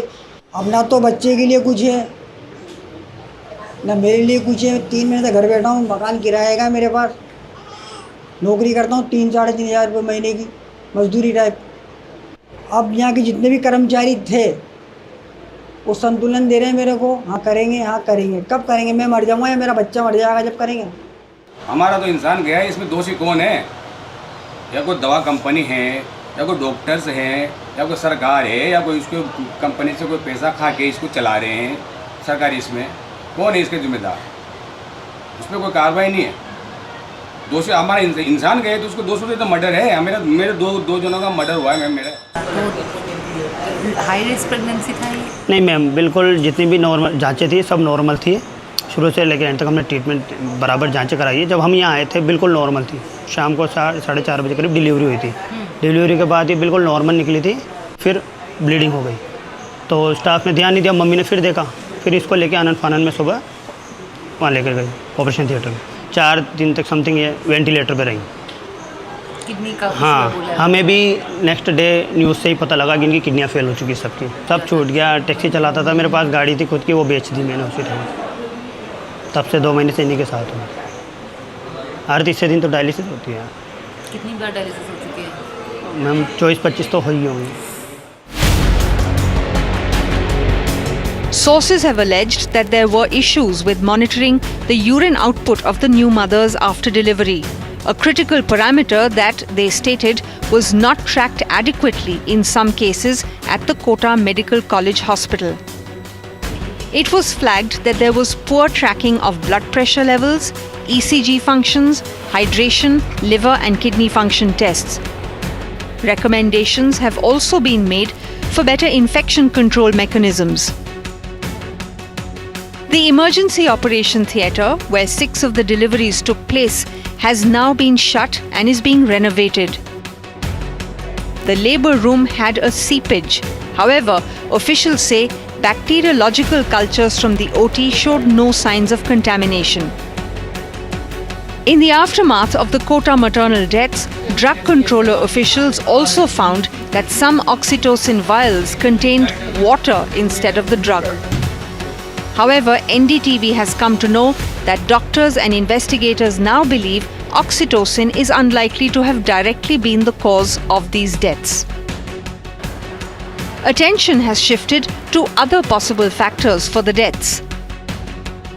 Sources say reports on surgical items, IV sets and IV cannulas are still awaited, while tests on samples of the used antibiotics and several other medicines have come clear. Fresh samples of medicines linked to patients developing such symptoms as shivering have also been sent for analysis. Some findings have already been submitted to the Health Ministry, but sources say investigators increasingly believe the tragedy may have been multifactorial, involving a combination of patient condition, medical consumables, environmental factors, as well as a variety of other factors. As the probe continues, there is still no clear answer. 2 doctors, including one contractual doctor, have been suspended. उसके बाद मतलब मेरे को urine नहीं आया। फिर 9 तारीख को फिर मुझे सवेरे यहाँ लेकर आए थे 7 बजे के आसपास। फिर उसके बाद का फिर मुझे कुछ भी याद नहीं है। मेरा पहले का भी बच्चा नॉर्मल नहीं है। कुछ नहीं कुछ भी इशू नहीं था मेरा। तो डॉक्टर ने क्या बोला, कैसे ये वहाँ पर तो क्या नाम से ऐसा कुछ हुआ नहीं। बताया नहीं है? नहीं बताया नहीं है, हमें नहीं बताया था। हाँ, बीपी कम ज़्यादा हो जाती है, बीपी बढ़ जाती है, कभी कम हो जाती है, फिर शुगर बढ़ जाता है। दिक्कत तो 5 तारीख से चल रही है। तो अस्पताल में रहता हूँ, 2 महीने बच्चे सारे यहीं है और 50,000 रुपये खर्च हो गए। मेरे पास पैसे भी नहीं रहे अब। तो कहाँ तक खर्च करेंगे बच्ची के और बच्ची की तबीयत खराब हो गई। आज देखो मेरा तो उसमें दिमाग काम नहीं कर रहा। अब क्या करूँ उस बच्ची को। और तो मैं स्टाफ से ये खुद बोल के आई थी, मैं कहा आपको मैं पार्टी दूंगी, मेरे बेबी बॉय हुआ है ना, ये तक बोल के आई थी। बट आते ही फिर थोड़ी देर सोई है ना, फिर उसके बाद में यूरिन आना बंद हो गया। उस टाइम तक तो आया था अच्छा सा, फिर उसके बाद यूरिन आना बंद हुआ, फिर उसके बाद ही मेरी कंडीशन खराब हो गई। Sources said the new Kota Medical College Hospital handles nearly 100 deliveries a day. With such a heavy workload, they claim urine output, which ideally should be monitored every 2 hours, may not have been tracked consistently in every case. Renal failure, there are more than 1,000 etiologies in renal failure. In these patients, the main reason for renal failure is hypotension, decrease in the blood pressure. 4 committees has examined, and all the committees, they have clearly stated that everything was normally monitored. लेकिन फिर हम देखते हैं कि Senior doctors say many of the women they treat have had multiple pregnancies, are anemic, or arrive severely dehydrated. They say underlying health conditions coupled with poor nutrition and socioeconomic factors can increase the risk of serious complications during and after childbirth. इस area में हमारे जो कोटा है या बीकानेर हो, जोधपुर हो, नागौर हो, इनमें ह्यूमिडिटी भी बहुत है और हाई टेम्परेचर है और महिलाएं हैं जो घर में भी हैं लेकिन वो पानी अत्यधिक पीना भूल जाती हैं काम करते करते। तो डिहाइड्रेशन की स्थिति में यदि वो महिला है, उसको पहले से बीपी है, प्रेग्नेंट है, ये सारी चीज़ें मिल करके जब वो कोई कॉम्प्लिकेशन में आती है और फिर प्रसव पीड़ा चालू हो गई, ऐसी स्थिति में जब महिला आती है उसके बाद में फिर उसका डिलीवरी में गई, ऑपरेशन हुआ, तो ये सब चीज़ के कारण उसका hyper coagulable state of blood हो जाता है। तो यह एक इरिवर्सिबल प्रक्रिया है जिसे हम बहुत मुश्किल से बचा पाते हैं। For families in Kota, the wait for answers has become as painful as the tragedy itself. They are still searching for accountability and for the truth behind the events that changed their lives forever. Like thousands of others from the rural corners of India, they went to government hospitals in larger cities in search of safe and affordable institutional deliveries. Instead, that search ended in inconsolable loss. In Rajasthan, every 1 lakh deliveries that take place, 1 lakh deliveries, be it cesarean, be it natural delivery, the death rate is less than 48 per 1 lakh. And in JK Lawn, there are 6,000 deliveries every year. The mortality rates in these deliveries is to the tune of 0.001%. One of the common factors we found is the heat wave, the heat. You say, how do you mean, how does it correlate with heat? Because dehydration takes place.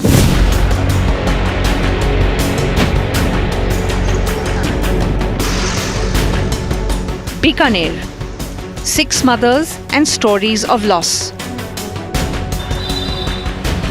Senior doctors at the PBM hospital in Bikaner insist that the 6 women do not represent a single cluster with a common cause. One of them was 6 months pregnant and had a history of hypertension. Another had diabetes. They say each patient had a different clinical history.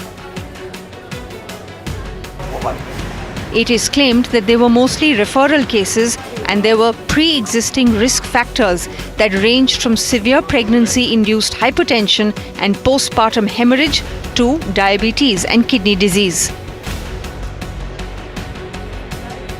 According to these doctors, acute kidney injury is a known complication that can arise from multiple conditions and that the blood cultures of all the patients had come negative. The PBM hospital's internal committee has concluded that no common denominator has emerged. Instead, doctors believe the complications may have been multifactorial, involving a combination of underlying illnesses like diabetes, severe anemia, dehydration and poor nutrition, as well as environmental factors such as extreme heat. Investigators say a final conclusion can only be drawn once all the pending reports are received. लेर गया जज बैठे मैं भर्ती करा दी जज के बच्चों तो होना लो जज में ठीक रात भर बिन भर्ती रहा कि सुबह 9 बजे भी रहे अरे पैसे नहीं हो जज बाबू हो जज मैं सब खुश हुआ बाद में कह मैं गई मैं सार दखाने जज में क्यों खाई हो कह भाई कांपने शिक्षा डोड़ी के मन सर्दी लागे डिलीवरी हूँ 2-3 घंटा बाद डिलीवरी के बाद बच्चे से मिली थी बच्चे मिली माँ मिली कि पापा ने बुलो जन मैं पापा ने फ़ोन करी मैं कहो कि ज़्यादा दिक्कत होगी जब मैं खाई हो क्या ये ख़त्म होने वाली है जब मैं क्यों एकदम रही खाई हो नॉर्मल डिलीवरी थी नॉर्मल डिलीवरी के बाद सब कुछ नॉर्मल था हाँ फिर आपको कहाँ लेके गए ड्रेसिंग रूम में वहाँ पे क्या हुआ पता नहीं बेहोश करते था पता नहीं चला हुआ 7 घंटे तक बिल्कुल नॉर्मल थी कोई दिक्कत नहीं थी डिलीवरी होने के बाद में भी फिर हमें बोला जाए ब्लीडिंग ज़्यादा हो रही है इनको ऑपरेशन में लेकर जाना पड़ेगा उसके बाद में वहाँ से लेके आए, बाहर निकाले, फिर बोले वहाँ लेके जाओ, ये फ़ाइल लेके जाओ आप वहाँ डॉक्टर से हम दे रहे हैं, वहाँ पे जाके दिखा के वो फाइल दिखा के आए हम वहाँ पे। तो वहाँ लेके गए तो उन्होंने बोला कि भी पहले तो वार्ड का बोला मैं वार्ड में लेके जाएंगे, उन्होंने बोला नहीं हम सीधा आईसीयू में लेके जाएंगे इनको।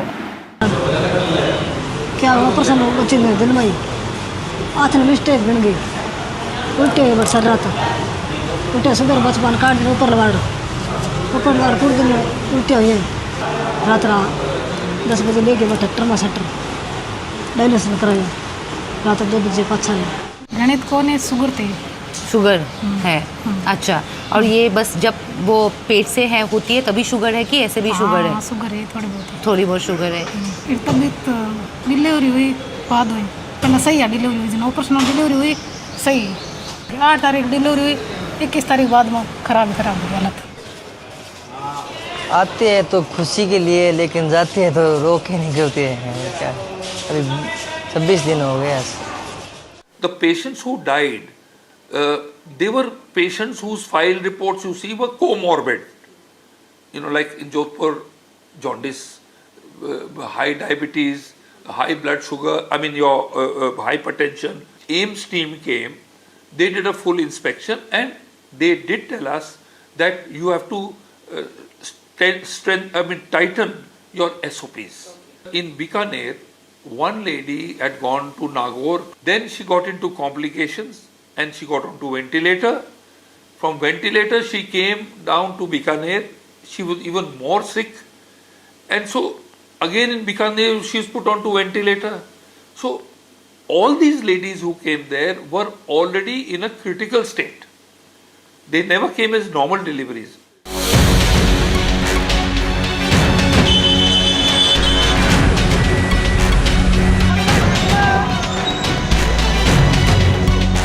For many in Rajasthan, including senior doctors, the events unfolding today bring back memories of 2011, when contaminated IV fluids at a government hospital in Jodhpur claimed the lives of 18 women. That tragedy exposed deep cracks in the public healthcare system and prompted promises of reform. 15 years later, another series of unexplained maternal complications is under investigation. Sources say investigators are also examining the IV fluids administered to these women, though the reports are still awaited. Whether history is repeating itself remains unclear. Until those answers come, one question continues to haunt Rajasthan.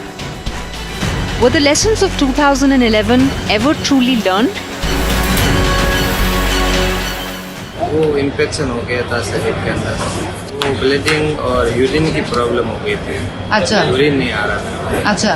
तो फिर वो खून की कमी, ब्लडनेस गिर गया, पीलिया वगैरह वो सब कुछ हुआ है, किडनी लिवर पे असर हुआ। ये तो कोई जहाँ पता चला है कि कोई दवाई वगैरह ऐसी कोई आई होगी, इससे हुआ है। यहाँ आने के बाद इलाज अच्छा हुआ तो अब मेरा थोड़ा उम्मीद जागी है। बहुत परेशानी हुई हमको, और हर चीज़ के लिए हमें वहाँ पे बहुत वेटिंग करना पड़ता था रिपोर्ट के जरिए, और हो सके तो दूसरे दिन मिलती शाम को भी। बहुत परेशानियाँ झेली। हाँ, बच्चा भी है, उनका भी बहुत परेशानी का है। अभी कौन उनकी देख रेख, माँ तो यहाँ पे है उनकी। MDM मेडिकल ICU में रेफ़र करा दिया गया, और जो बाकी 6 पेशेंट हमारे यहाँ थे उनको एहतियात तौर पे, प्रिकॉशनरी तौर पे हायर एंटीबायोटिक्स पे ले लिया गया। 20 जून को जो ये सैंपल्स लिए थे OT के, गायनी OT के, वो सभी नॉर्मल हैं, और पेशेंट्स के भी 20 जून को सैंपल ले लिए गए थे। उसी दिन प्रॉम्प्टली सभी पेशेंट्स के वेजाइनल स्वैब, उनका ब्लड कल्चर के लिए ब्लड लिया था, यूरिन लिया था, वो रिपोर्ट्स भी नॉर्मल आई हैं। बहुत सारी चीज़ें हैं, जो ड्रग्स है, IV फ्लूइड है, और इसके सिवाय जो इसमें पेशेंट में जितने भी इंजेक्शन वगैरह जो भी काम लिए हैं वो सारे सील कर लिए, सस्पेक्शन है उन पे। ये IV फ्लूइड जो हमने उस दिन काम लिया वो एक नया बैच ही था, उस दिन ही खोला था, नए बैच की हमने IV फ्लूइड काम लिया था। बाकी मेडिसिन तो रूटीन काम ले ही रहे थे, पहले से काम ले रहे थे। 2 घंटे बाद तबीयत खराब हो गई। 2 घंटे बाद क्या होने लगा? ब्लीडिंग हो गई थी। दूसरे दिन फिर सांस की तकलीफ हो गई थी, ऑक्सीजन लगाया था।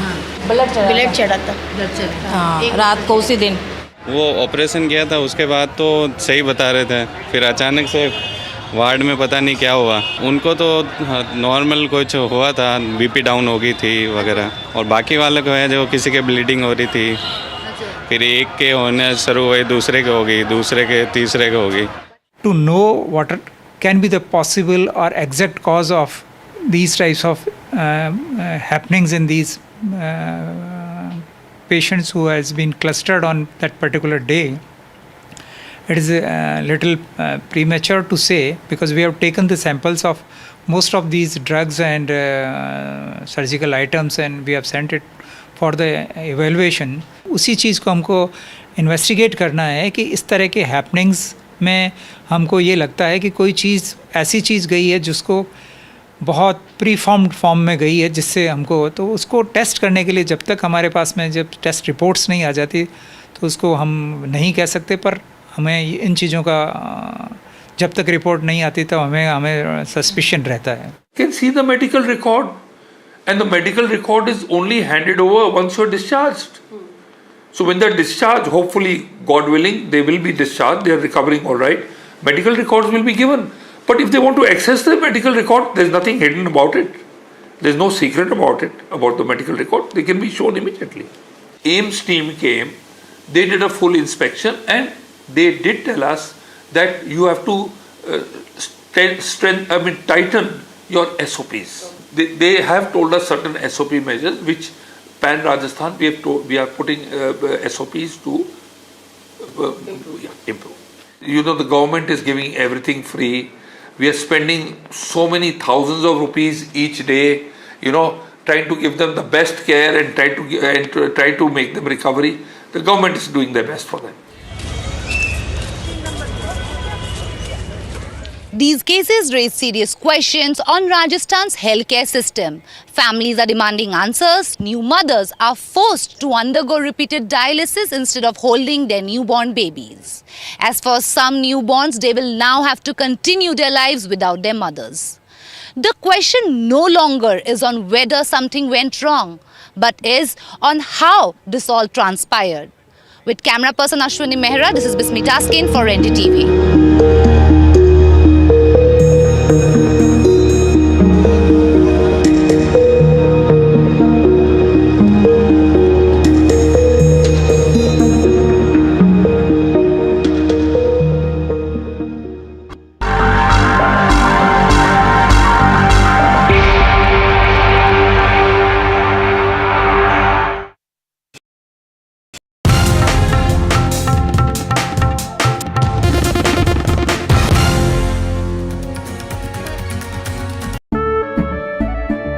केसरिया से मन जोगी हुआ रे, दिल झूमे देखो मतवारा हुआ रे।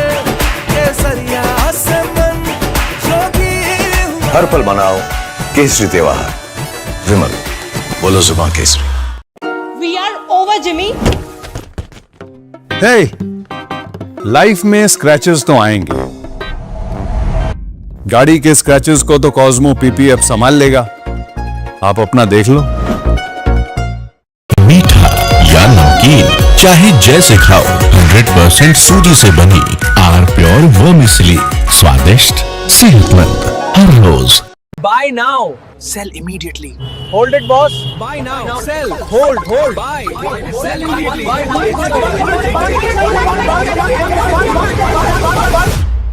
Confused? What to buy? What to sell? What to hold? Ask Prophet with Mahima and Puneet, Monday to Friday, 10:30 a.m. only on NDTV Prophet. He has tracked the pulse of power from Washington to Korea. Witnessed history being made in global capitals and conflict zones. This location from Tel Aviv Brought clarity to complex issues of national security and international affairs. Prime Minister Narendra Modi spoke to him at length yesterday. The Ayatollah Khamenei is gone. There has been a missile attack right behind you, And we need to rush into a shelter. heading there. Will Prime Minister KP Sharma Oli resign? And now, Aditya Raj Kaul, covering international affairs like no one else. only on NDTV network. Two nations, one defining vision. From critical semiconductors and high-speed rail to securing the vast waters of the Indo-Pacific, the blueprint of the world's most critical partnership is taking shape. Together, the visionary minds rewriting global diplomacy, driving economic power, and forging a massive manufacturing future. NDTV presents the Indo-Japan Strategic Dialogue. The Shiv Sena Shinde faction corporator is seen assaulting a female doctor and nurses at a hospital in Dombivli. The thug you see is Shinde Sena corporator Ramesh Mhatre of Dombivli. Deputy Chief Minister Eknath Shinde, I have a direct question for you tonight. Will your government immediately arrest this rowdy Ramesh Mhatre? We learned that the action has been taken against the thug neta that we see on our screens right now. FIR has been registered against this man. And joining me live from Mumbai is Ramesh Mhatre. क्या आपको जरा भी शर्म नहीं आती है? आपको किसने हक दिया हाथ उठाने का? हमको हक हमारे पार्टी के बालासाहेब ठाकरे ने दिया जहाँ भी अन्याय हो। आप कॉर्पोरेटर हो या गुंडे हो सर? नेशनल टीवी पर हैं आप। क्या आप माफी मांगेंगे कि आप अगर हमारे कारपोरेशन में एक पेशेंट के लिए पेशेंट को इलाज करने के लिए अगर ऐसा हमको करना पड़ता है उसका हमको अफसोस है। इसका मतलब कि आगे जाके भी अगर चाहे तो ऐसे ही करेंगे। क्या आप उनसे माफी मांगेंगे या नहीं मांगेंगे? प्रशिक्षण हम हमारे नहीं मांगेंगे sir. Had it not been for NDTV's coverage, none of this would have happened. And today, 9 hours after I spent 26 minutes questioning him, Ramesh Mhatre, corporator of the ruling Shinde Sena, has finally been arrested. Launch control 0 to 100. This isn't just about cars and bikes. This is about how you move. This car makes no sense, yet it makes every sense. What we are sitting inside is a Joby-powered air taxi. Your friend said, "Ye le le." We said, maybe not. Hi, my name is Siddharth Sharma. I'm your NDTV Automate, your ultimate guide into the world of automobiles and mobility. India Inc.'s most respected names chose India Inc.'s best and brightest. I'm delighted to be chairing of such distinguished fellow businessmen, bankers.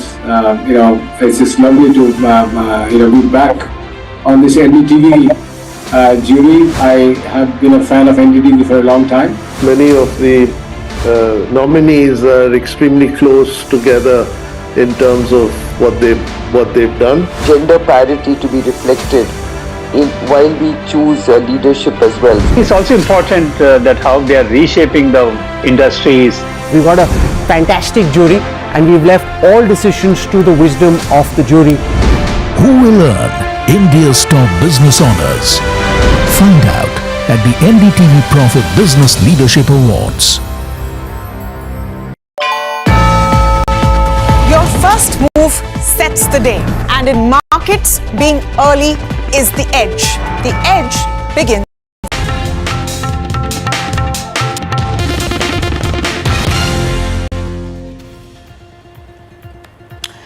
Good evening, hello and welcome. You're watching NDTV 24/7. I'm Anusha Soni. Quick check of the headlines first. 15 Indian tourists killed as a speedboat capsizes in southern Vietnam. The unfortunate tragedy unfolds as search and rescue operations are underway.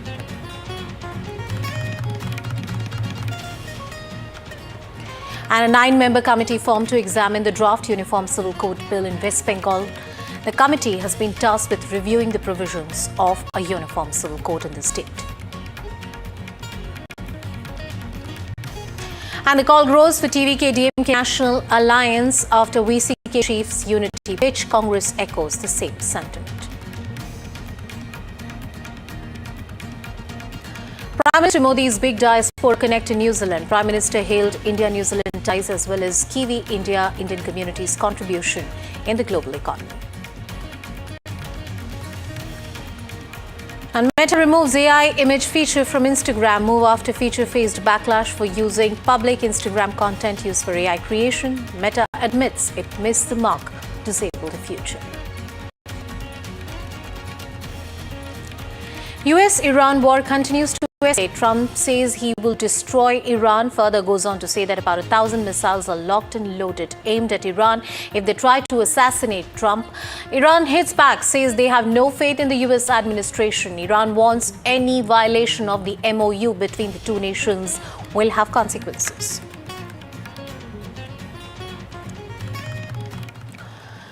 All right, some latest news coming in, and this is a tweet coming in from Prime Minister Narendra Modi expressing grief over the boat tragedy near Vietnam's Phu Quoc Island. Prime Minister has said that he was deeply saddened by the loss of lives involving Indian nationals. He conveyed his condolences to the bereaved families, prayed for the speedy recovery of the injured, and said that the Indian Embassy and Consulate are providing all possible assistance while remaining in close coordination with the Vietnamese authorities. That's the word coming in from the Prime Minister. Aditya Raj Kaul, my colleague joining us on the broadcast. Aditya, rescue relief operations underway. The Prime Minister putting out his message. Well, that's right. It's been a tragic incident in Vietnam, and Prime Minister Narendra Modi now expressing condolences with the family members of those affected. As of now, we know that there were at least 110 tourists who were part of Lava Mobile distribution team, as well as their employees who were in Vietnam right now. And unfortunately, 15 members till now have lost their lives. All of them are Indian nationals. The Indian Embassy has also put out a list of 32 who were part of this particular boat which met the accident. As of now, we know that Indian Ambassador Shering is in fact on his way to the location along with the Indian Consulate General as well. And Prime Minister also saying that the embassy and the Consul General is in touch with the local authorities to ascertain the facts of the incident and to ensure that help reaches all the members of the Indian the company and the distributors who were part of this incident. Lava Mobiles has also issued a statement and expressing condolences over this tragic incident.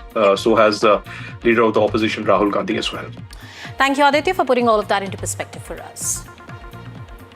Well, those were distressing reports that came from Vietnam, where a boat carrying several Indian tourists capsized near the Phu Quoc Islands. There were about 32 passengers that were on board. 15 Indian tourists are killed. Local authorities continue the search and rescue operations, and the boat had many employees and distributors of Lava Mobiles. Many of the dead are believed to be from Andhra Pradesh. Lava sent 110 of its people on the trip. The vessel is said to have overturned shortly after departing from Hon May Rut Ngoai Island for An Thoi Port amid rough seas and strong winds, throwing all passengers and crew into the waters. The Indian Consulate in Ho Chi Minh City, along with Embassy in Hanoi, has set up emergency control rooms and helplines to assist affected families. The Ministry of External Affairs says it is closely monitoring the entire situation.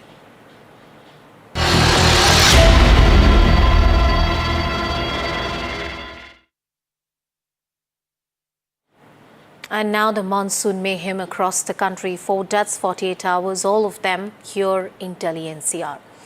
In water that should have never been there in the first place. The most recent case comes from Noida Sector 58, where a 27-year-old Aryan died tragically after falling into an open drain. The victim's family blamed Noida authorities' alleged negligence for the fatal accident. Just a day before, in Delhi's Badli, an 8-year-old died after drowning in accumulated rainwater. His family found him unconscious after a frantic search.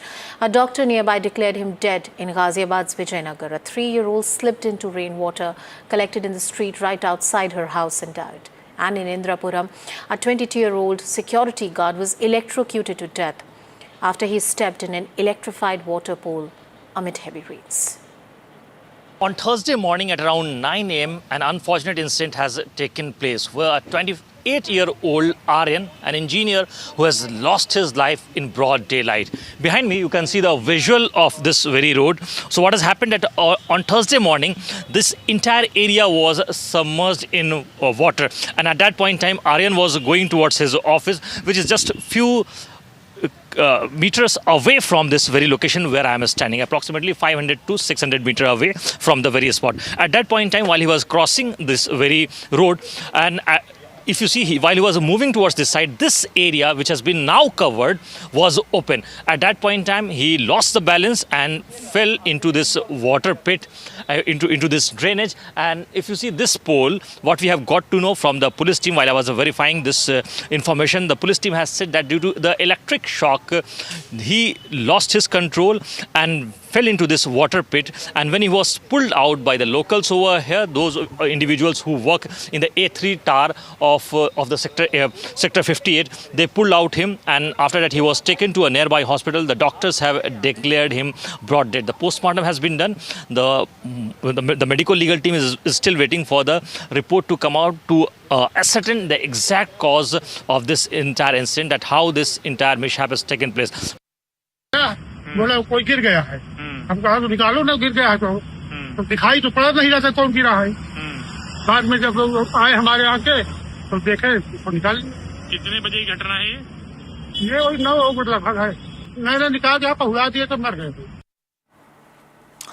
And 4 years after the shocking Shraddha Walkar murder case gripped the nation, the trial has hit an unusual pause. Delhi Circuit Court has adjourned a hearing after murder accused Aftab sought permission to appear for his IGNOU's master exam while he's lodged in Tihar jail. The court allowed the request, making the exams come first, the hearing later. Aftab, who's charged with murder, causing the disappearance of the evidence after allegedly strangling Shraddha, dismembering her body and disposing of the remains, has pleaded not guilty before the court. Final arguments are yet to begin and the case remains far away from a verdict so far.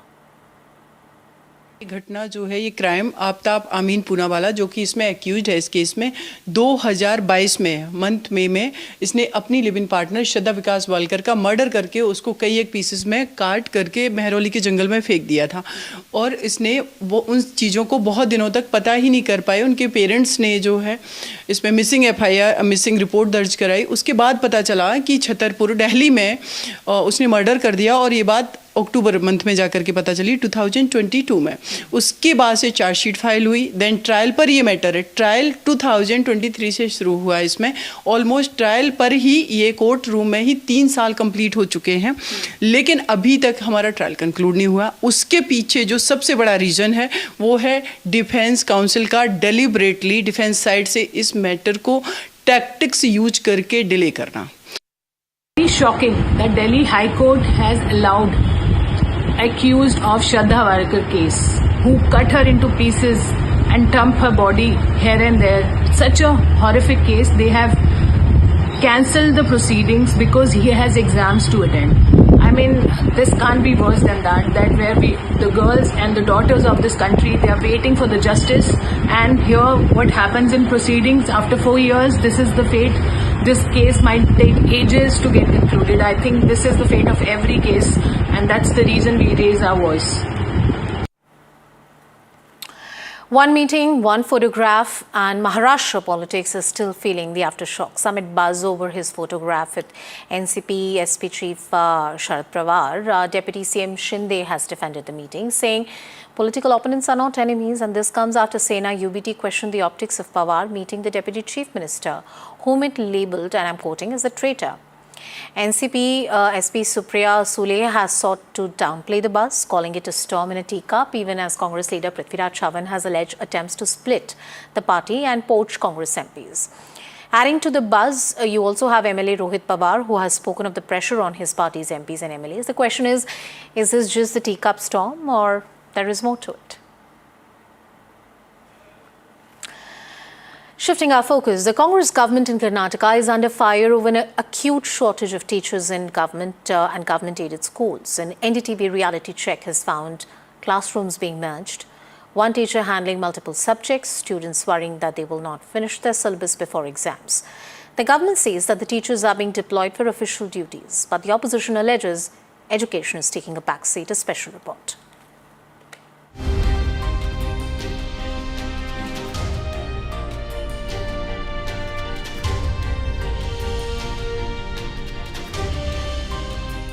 Three classrooms, one teacher, and dozens of anxious students. This is Gurukul International High School in Bengaluru, a government-aided institution where an acute shortage of teachers is disrupting everyday learning. Students of class 8, 9 and 10 are being taught together in a single classroom. With 6 teachers away on official duty, one teacher has been left to handle 7 different subjects. We are right now in one of the government-aided schools in Bengaluru, where you can see the students here, in fact, are forced to be sitting in a combined school here.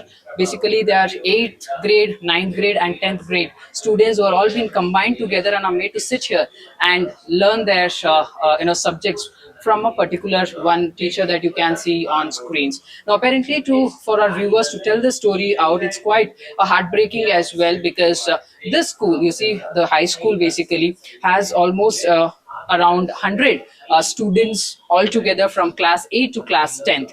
Now, in fact, for this 100 students, there is a requirement of 7 teachers. But the reality on ground says completely a different story, because there's only this one teacher in the classroom to teach them all the subjects. Students say they fear falling behind as large parts of the syllabus remains unfinished. School authorities admit they have no substitute teachers to fill the gap. Many teachers, they say, have been deployed for official government work, including SIR-related duties, while vacancies remain unfulfilled. This shortage has now triggered a political storm. The BJP has accused the Congress government of neglecting school education and using teachers for non-academic work while students suffer. Karnataka state government is utilizing the staff for most of the unwanted things also. That is caste survey and the other censuses, and now they are part of SIR also, which is also essential, but at the same time students are suffering at the cost of government's inactiveness. Education bodies echo similar concerns. For example, there are 8 to 9 teachers, and all the 8 teachers or 7 teachers are being deployed for conducting SIR work, where on the other side, the education department officials, the so-called DDPI, BO, passes an order saying that the compulsory classroom has to happen. How can this be possible? Are the teachers human beings or what? Former Karnataka Education Minister Madhu Bangarappa agrees the system needs reform. He says teachers should not routinely be diverted for government surveys if it comes at the cost of classroom teaching. He says teachers should not routinely be diverted for government surveys if it comes at the cost of classroom teaching. It's very sad to really hard to say that teachers are used usually for these kind of surveys, whether it is central or state. But I feel since this has been recurring quite often, I think state and central has to make some kind of arrangements so that they don't disturb teachers at all, and that to starting of the academic, and I hate that. The Karnataka government has maintained that official surveys are important administrative exercises, but for students sharing classrooms, incomplete lessons and overburdened teachers, the concern is immediate. But for students sharing classrooms, incomplete lessons and overburdened teachers, the concern is immediate. With Ritu in Bengaluru, Bureau Report, NDTV. Meta has pulled the plug on its controversial AI image feature just days after the launch, following a fierce backlash over privacy concerns. The tool allowed users to generate AI images using content from public Instagram accounts, with public profiles automatically opted in by default. Critics had warned that people's likeness could be recreated without their knowledge or their consent, admitting, and I'm quoting Meta, it missed the mark. It has now disabled the feature. The rollback has been welcomed by Actors Union, the SAG-AFTRA, and the privacy advocates who say it raises broader questions about how AI companies use personal data and images. My colleague Ramako Sengupta with the special report. It's like Meta got the memo. Nobody was happy about its new feature, Muse Image, that let anyone use your public Instagram photos in AI-generated images simply by mentioning your account with an ad, just like how we tag people. There was huge backlash, and it was quite a PR disaster in a long line of PR disasters Meta has been dealing with lately, from its employee tracking with AI to AI layoffs and the controversial development of its next line of AI glasses, which could have an always on feature without anyone knowing they are being recorded. In fact, several prominent bodies such as the SAG-AFTRA in the US, which pretty much represents the entire film industry there, including top actors, directors, and media professionals, urged users to use the opt-out policy. So Meta had said that if you don't want anyone to freely generate AI images using your likeness, you could opt out by turning off the feature in Instagram settings. And we had also talked about it, and that went viral on social media. But the good news is that the feature is gone for now. And like I said, Meta clearly got the memo. And India's naval strength has received a major boost with the commissioning of INS Mahendragiri, the 6th Project 17A Nilgiri class stealth frigate, into the Indian Navy. Commissioned by Defence Minister Rajnath Singh in Visakhapatnam, the indigenous warship has now joined the Eastern Fleet, reinforcing India's maritime combat capabilities. Speaking at the ceremony, Rajnath Singh called it a proud milestone, saying INS Mahendragiri marks another significant step in India's expanding naval prowess. 8 drone companies के एक consortium द्वारा एक drone city की स्थापना की भी बात की थी। जैसे हम लोग सूरत को डायमंड सिटी कहते हैं, बेंगलुरु को देश की सिलिकॉन वैली कहते हैं, वैसे ही एक दिन मैं मानता हूं कि यह क्षेत्र देश का ड्रोन हब के रूप में जाना जाएगा। तो मैं बधाई देना चाहता हूं अपने navy chief admiral Krishna Swaminathan को, क्योंकि उनकी नियुक्ति एज ए नेवल चीफ के रूप में होने के बाद पहली बार मैं किसी कार्यक्रम में शामिल हुआ हूं और आज एडमिरल कृष्ण स्वामीनाथन को बोलते हुए और हिंदी में बोलते हुए पहली बार हमने सुना है। देवियों और सज्जनों, मैं कह सकता हूं एडमिरल कृष्णा स्वामीनाथन को सुनने के बाद यदि मुझे कोई कहे कि इनकी स्पीच के बारे में आप रेटिंग करिए तो मैं ये कहूंगा excellent.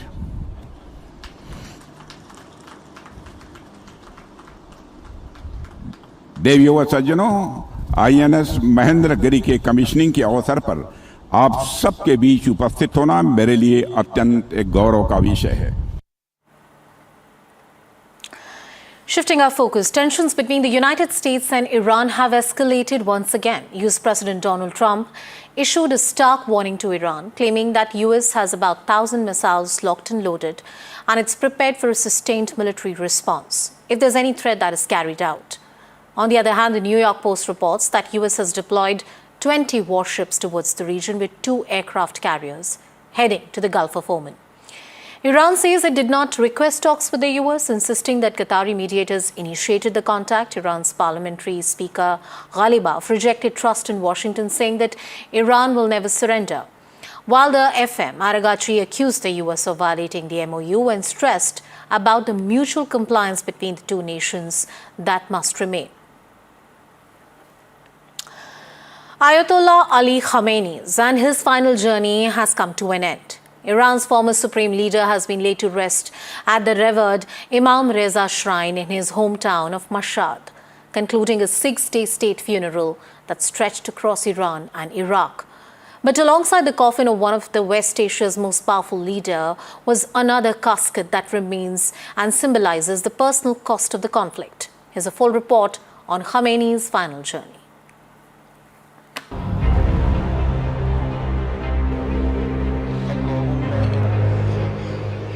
6 days, 5 cities, 2 countries. Ayatollah Ali Khamenei's final journey ended in Mashhad, where the former Iranian supreme leader was laid to rest at the Imam Reza Shrine, one of Shia Islam's holiest sites.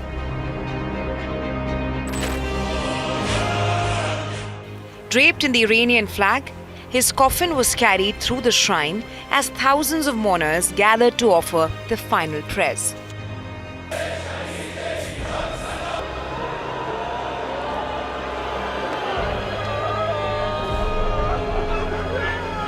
But the ceremony carried another deeply emotional image. Beside Khomeini's coffin was the tiny casket of his 14-month-old granddaughter, killed alongside members of the family during the opening wave of US-Israeli strikes. The infant was buried next to her grandfather. For Iranians, the grief was personal, with calls of revenge growing louder. Today I came to say my final farewell to the leader who is dearer to me than my own life, a leader who was a helmsman and captain of this Islamic revolution, a leader who was oppressed and was martyred in the most oppressed way. We have truly lost a father. Now we have come with all these people for revenge. Revenge for the blood of our leader. Revenge for the blood of the martyrs. We have all gathered here for revenge. Let the whole world know that we will take revenge for our leader's blood very soon. Khomeini's final journey began in Tehran's Grand Musalla. Iran's political and military leadership, along with foreign dignitaries, paid their last respects. His coffin was then taken through the streets to the capital, where mourners, waving red and black flags, pledged loyalty and called for vengeance, drawing parallels between Khomeini's death and the martyrdom of Imam Hussein. The funeral procession then travelled to Qom, Iran's religious heartland, before crossing into Iraq. At the Imam Ali Shrine in Najaf and later at Karbala, which is home to the shrine of Imam Hussein, thousands gathered to honour the late leader. The final leg brought the procession back to Mashhad aboard an aircraft escorted by Iranian Air Force fighter jets. As crowds filled the streets dressed in black, chants of mourning mixed with calls for retaliation against the US. The burial came amid renewed hostilities between Iran and the US, which raises fears that the conflict could once again spiral into a wider regional war. We'll report NDTV World.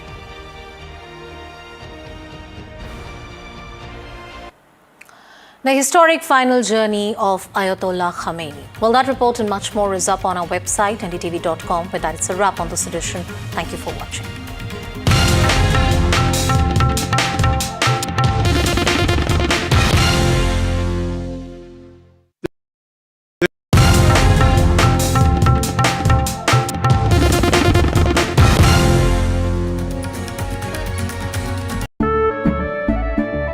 केसरिया से मन जोगी हुआ रे दिल झूमे देखो मतवारा हुआ रे केसरिया से मन जोगी हुआ हर पल मनाओ केसरी त्योहार विमल बोलो जुबान केसरी We are over, Jimmy.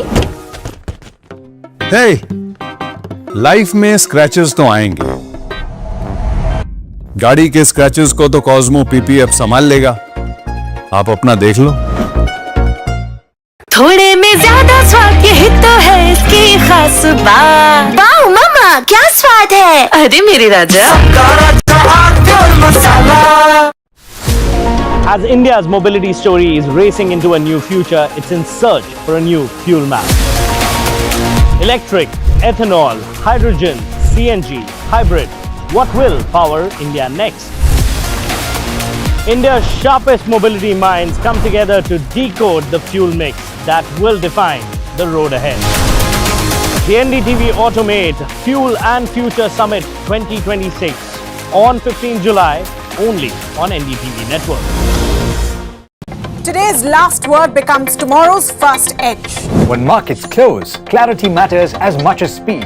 We break down what stayed beneath the surface and what could follow. Because the last start today gives you the head start you need tomorrow. Join us before every closing bell on India Market Close. Two nations, one defining vision. From critical semiconductors and high-speed rail to securing the vast waters of the Indo-Pacific, the blueprint of the world's most critical partnership is taking shape. Together, the visionary minds, rewriting global diplomacy, driving economic power, and forging a massive manufacturing future. NDTV presents the Indo-Japan Strategic Dialogue.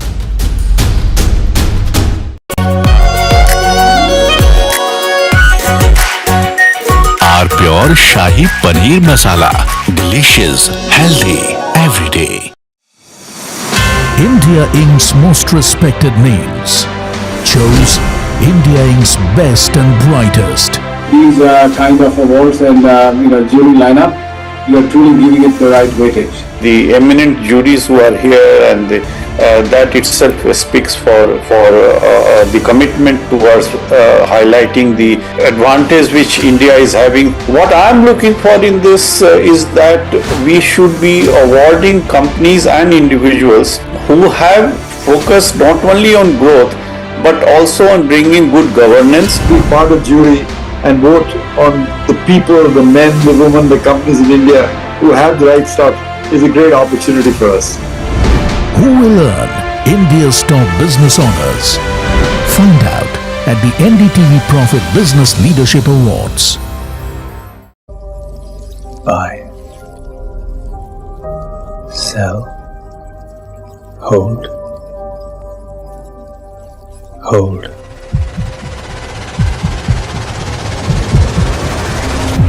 Confused? What to buy? What to sell? What to hold? Ask Profit with Mahima and Puneet.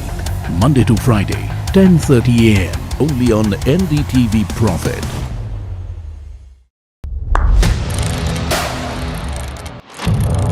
What seems settled for me is unfinished business. So I rewind.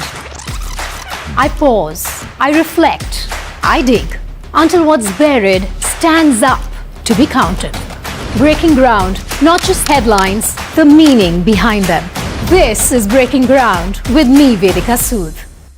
मीठा या नमकीन, चाहे जैसे खाओ, 100% सूजी से बनी are pure vermicelli, स्वादिष्ट, सेहतमंद, हर रोज. They say morning shows the day. Markets often have other plans. By midday, the story can be very different.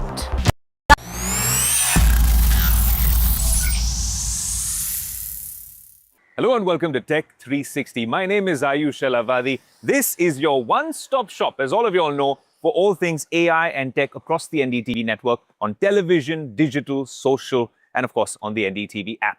Now, our one commitment and our pledge on this show is to bring you the latest and greatest in and from the world of technology in any weather, cold or warm, from the ski slopes of Davos to the hottest weather we get here in Mumbai, and also when you're getting drenched, because the monsoons are upon us in most parts of the country. We want to understand on this show, how is tech being used to make your experience in the monsoons safer, more efficient, and maybe a little bit of fun. I don't need to carry this umbrella if I use the right sort of tech. We will use that tech and show it to you through the course of the show. Also, what's happening in the AI world? What about the new models that are being released? And also, it is World Cup season. We've all been watching the FIFA World Cup, but has technology until now been the hero or the villain? So much to unpack on this special episode of Tech 360. Let's get your favorite show started.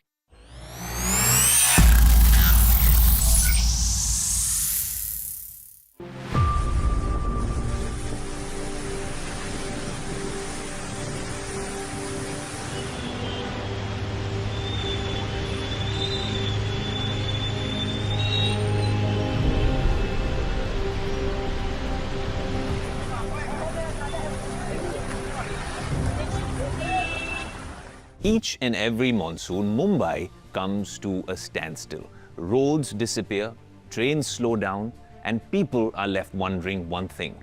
Will the city flood today? Will that deluge happen? But this year, what if I told you AI is trying to answer that question for you? Let me explain. IIT Bombay, working with the IMD and city agencies, has built a hyper-local forecasting system. What does that mean? Instead of a generic heavy rainfall expected in Mumbai alert, it can predict which neighborhoods are most likely to flood up to 3 days in advance. And once the rain actually begins, the system switches to live 90-minute forecasts using weather radar, constantly updating as conditions change. But here's the interesting part.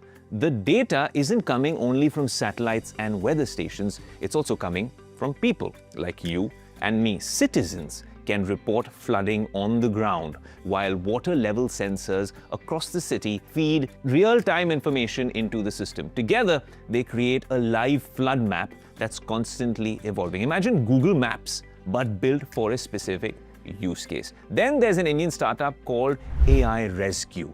Its AI doesn't just predict flooding, it predicts what happens because of it. If heavy rain starts at 3 p.m. for instance, the system here can estimate which roads are likely to be gridlocked 3 hours later by 6 p.m., helping authorities respond before the evening rush turns into absolute, utter chaos. And it's not just roads, by the way. Mumbai Metro is using AI-powered water level sensors along line 2A and line 7 to monitor tracks in real time. You can see these on your screens. The moment water begins to rise, the control center or command center is alerted, allowing teams to act immediately while high-capacity pumps keep the network operational. So the next time you open the BMC disaster management app or check windy or weather.com before heading out, remember this. You're not just looking at a weather forecast anymore, you're looking at an AI-powered prediction engine that's trying to stay one step ahead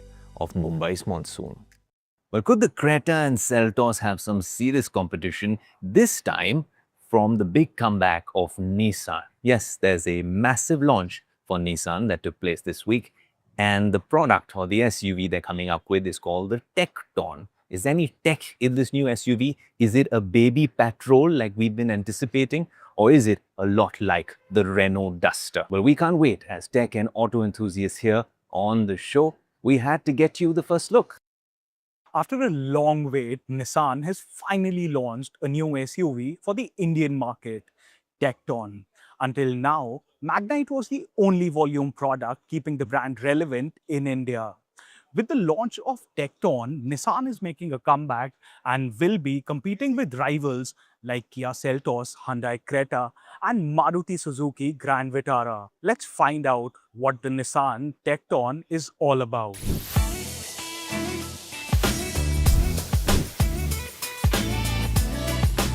The Tecton is built at the Renault-Nissan Alliance plant in Chennai, not just for India, but also for global export markets.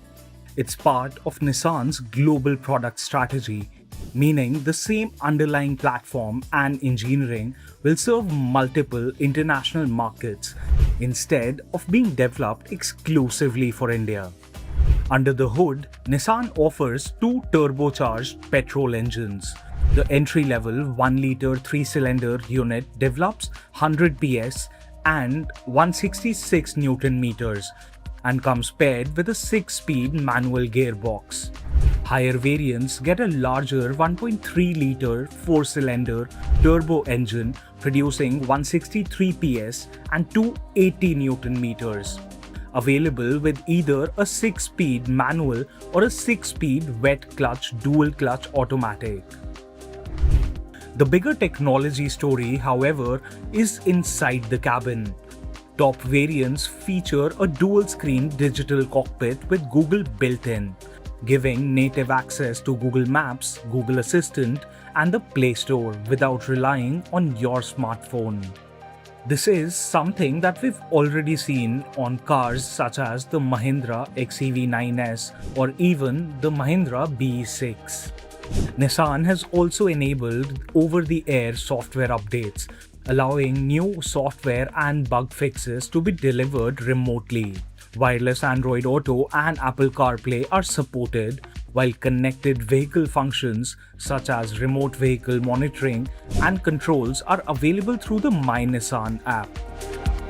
Inside the cabin, the Nissan Tecton feels much more premium than its price tag. Instead of looking like a rugged SUV, it looks more like a racing car from inside. There are a lot of hints that will give you a sports car-like feel as soon as you come inside the cabin. Beyond comfort, Nissan has packed the cabin with technology aimed at everyday usability.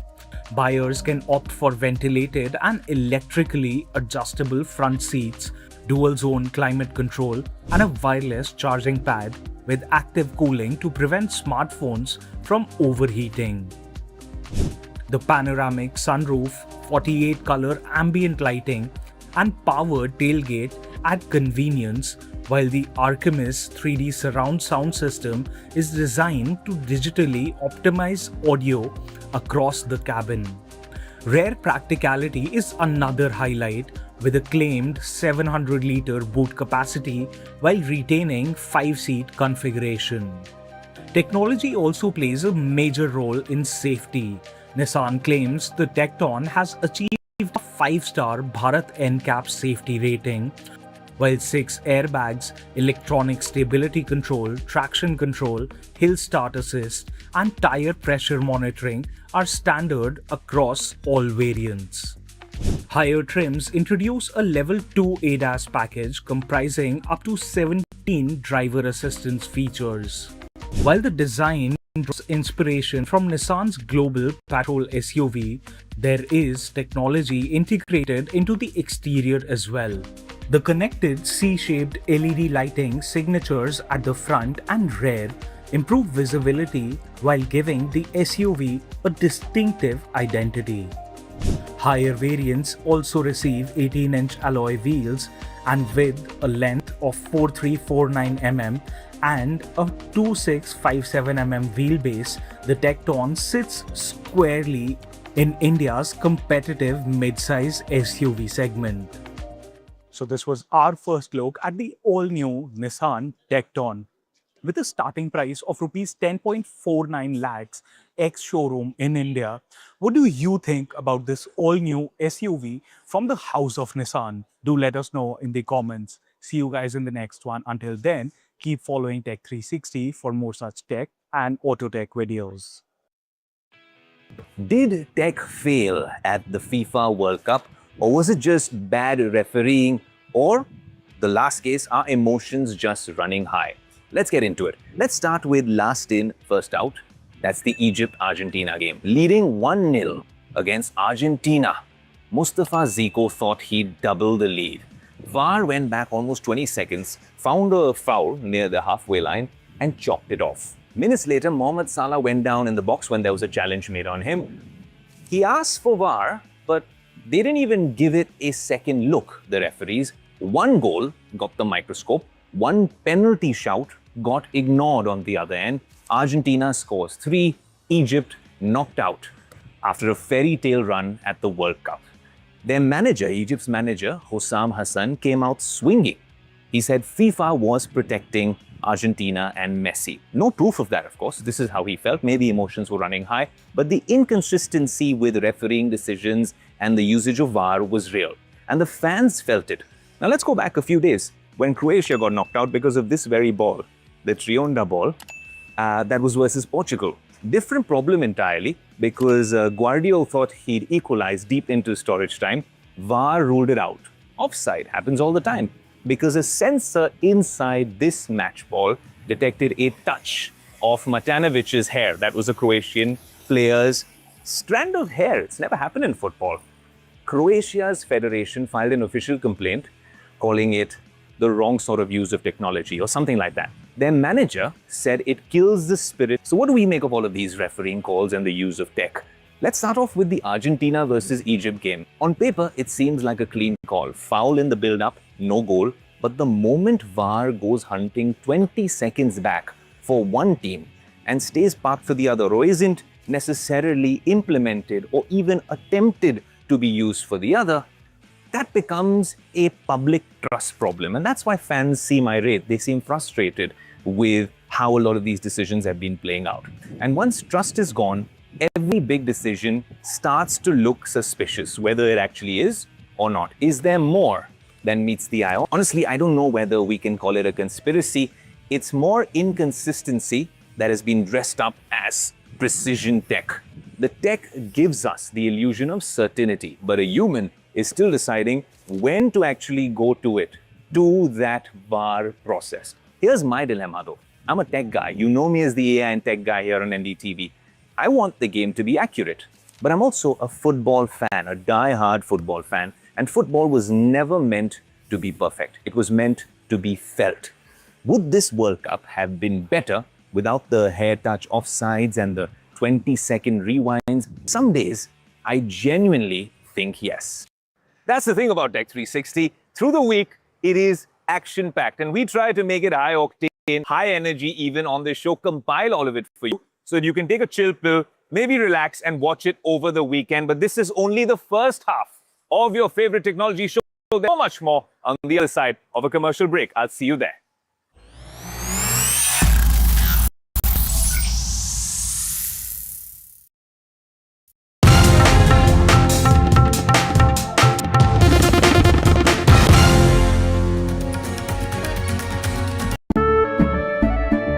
केसरिया से मन जोगी हुआ रे दिल झूमे देखो मतवारा हुआ रे केसरिया से मन जोगी हुआ हर पल मनाओ केसरी त्योहार विमल बोलो जुबान केसरी We are over, Jimmy. Hey life में स्क्रैचेस तो आएंगे। गाड़ी के स्क्रैचेस को तो कॉस्मो पीपीएफ संभाल लेगा। आप अपना देख लो। थोड़े में ज्यादा स्वाद यही तो है इसकी खास बात। वाओ मामा क्या स्वाद है। अरे मेरे राजा As India's mobility story is racing into a new future, it's in search for a new fuel map. Electric, ethanol, hydrogen, CNG, hybrid. What will power India next? India's sharpest mobility minds come together to decode the fuel mix that will define the road ahead. The NDTV Automate Fuel and Future Summit 2026 on 15 July only on NDTV Network. Today's last word becomes tomorrow's first edge. When markets close, clarity matters as much as speed. We break down what stayed beneath the surface and what could follow. Because the last start today gives you the head start you need tomorrow. Join us before every closing bell on India Market Close.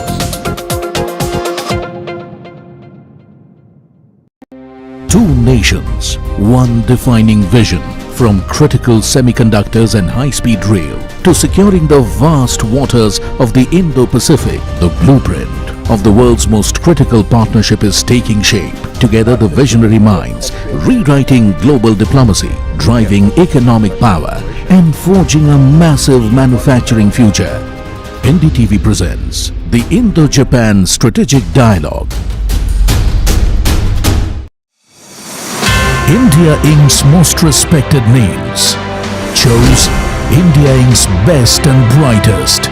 These kind of awards and jury lineup, you are truly giving it the right weightage. The eminent juries who are here, and that itself speaks for the commitment towards highlighting the advantage which India is having. What I am looking for in this is that we should be awarding companies and individuals who have focused not only on growth but also on bringing good governance. Be part of the jury and vote on the people, the men, the women, the companies in India who have the right stuff is a great opportunity for us. Who will earn India's top business honors?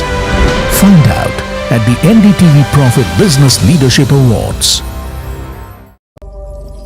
Buy, sell, hold, hold.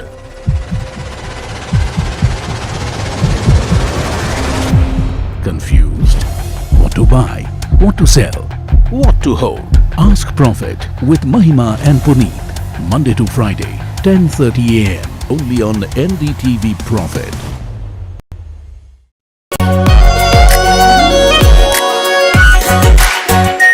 Our Pure Shahi Paneer Masala. Delicious, healthy, every day. What seems settled for me is unfinished business. So I rewind. I pause. I reflect. I dig until what's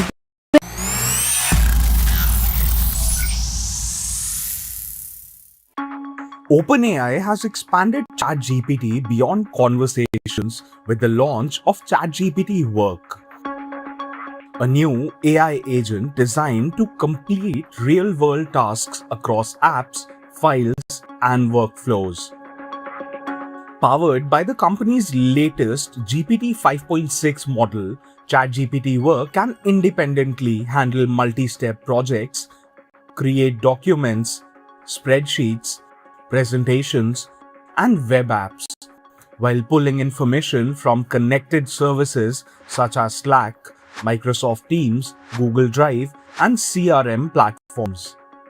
OpenAI says the AI can remain on a task for hours, requesting user approval only when necessary. Unlike the standard ChatGPT experience, ChatGPT Work is built to execute end-to-end workflows rather than simply respond to prompts.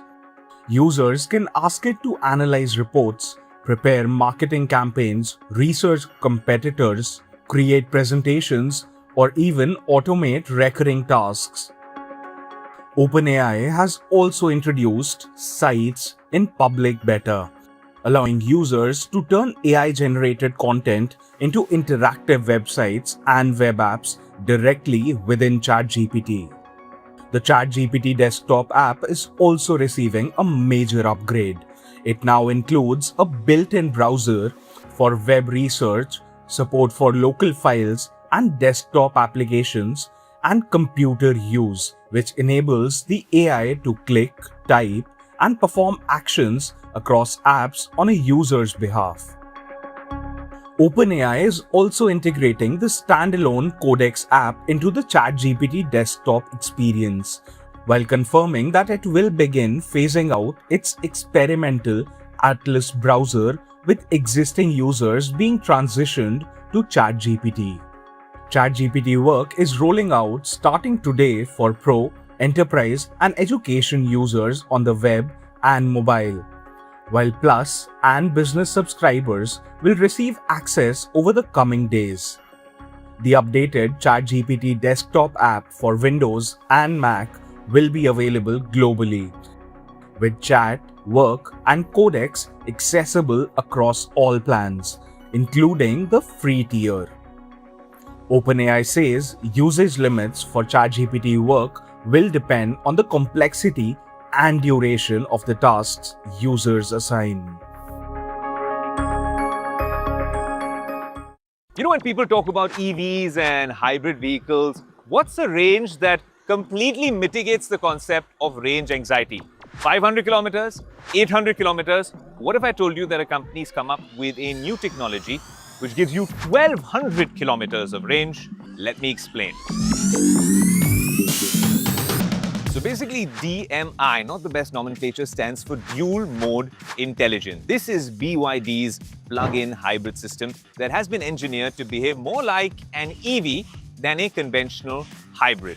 In most everyday driving situations, the electric motor does the majority of the work, giving drivers the smooth and quiet experience that everyone typically associates with electric vehicles. Now, if you're considering what this tech is all about, it's unlike a traditional hybrid. A DMI vehicle can be plugged in and charged externally, allowing many daily commutes to be completed almost entirely on electric power. The combination of a sizable battery, electric first operation, and petrol as a backup system enables some of these DMI models to deliver claimed driving ranges of more than 1200 kilometers on a full charge and somewhat of a tank as well. Let me put it in simple terms. DMI is BYD's attempt to offer the best of both worlds, an EV-like driving experience without the range anxiety that can come with a fully electric vehicle, and also giving you the backup of a internal combustion engine. You know, it's interesting, when BYD came about and really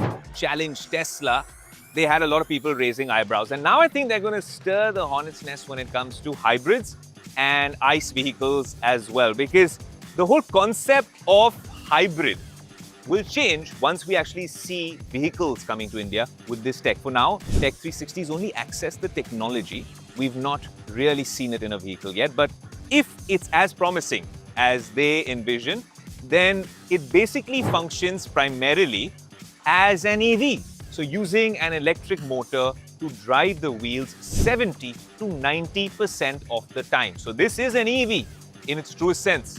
But a normal hybrid would rely on the petrol engine as the main power source, and the electric motor would simply assist it. A lot of that electric energy and power would come from regen braking. So BYD's DMI models carry a large specialized blade battery, something the company is known for, ranging from 18 to 25, 26 kilowatt hours that can be plugged into AC or DC fast chargers. Now, hybrids operate very differently because it's a tiny 1 to 2 kilowatt hour battery that helps you with 5 to 10% of your daily running, and a lot of that can be charged using regenerative braking. We did a whole long segment on regen braking in EVs, but you can always log on to Tech 360 socials and check that out. But here on Tech 360, we want to get to the bottom of the details. So let's talk about transmission design. The DMI system eliminates a traditional gearbox completely, using a simple single-speed clutch to connect the engine directly to the wheels only at high speeds. Normal hybrids often use complex eCVT or planetary gear setups to constantly blend petrol and electric power together. Now, when it comes to total driving range, that's where the magic happens, because you have a full tank of fuel and a full charge. What does that give you in this BYD new tech, the DMI? You can actually achieve a total driving range, they claim, of over 1,200 kilometers. 1,200 kilometers, theoretically even, gives you goosebumps. As a tech enthusiast, as an auto enthusiast, look, here on Tech 360, I spend my days and nights staying awake, reviewing tech for a living, understanding how all of these gadgets on four wheels, how the mobility space works, how EVs are changing the game. And this is an interesting space because largely you are relying on an EV and giving it a little bit of a top up with petrol in a world where fuel prices are soaring through the roof, and where we have issues with E20 and E-this and E30, and everyone's getting lower mileage on their ICE vehicles because of what's happening here in India. I think this is a masterstroke. Remember, if you put into perspective, the Mercedes EQS 580 supposedly gives you 850 kilometers on a single charge. Even if you were to absolutely rip it, and it gave you nearly 700 kilometers on a single charge, and this one gave you 800 to 900 kilometers on a single charge at the price points that BYD vehicles come into the market, giving you such top tech features, good performance, and unparalleled range. This can be a game changer. What things should a gamer or somebody who's interested in the game consider before the launch of the most awaited game ever on the planet, GTA 6? The first thing gamers should think about is storage. This is a serious one. GTA 6 is expected to be one of the biggest games ever made. And it's not unrealistic to expect a download size of 150 GB or even more once updates and additional content are factored in. If you're using a PS5 like me or an Xbox Series X or S, now might be a good time to check your available SSD space, or the jugaad that I use is an external SSD used, which is also something that you could possibly do for this particular game. PC gamers should hold off on expensive upgrades until the makers of the game, Rockstar, reveal official requirements, especially since the PC version is expected to launch after the console release. At least this is what we've come to learn.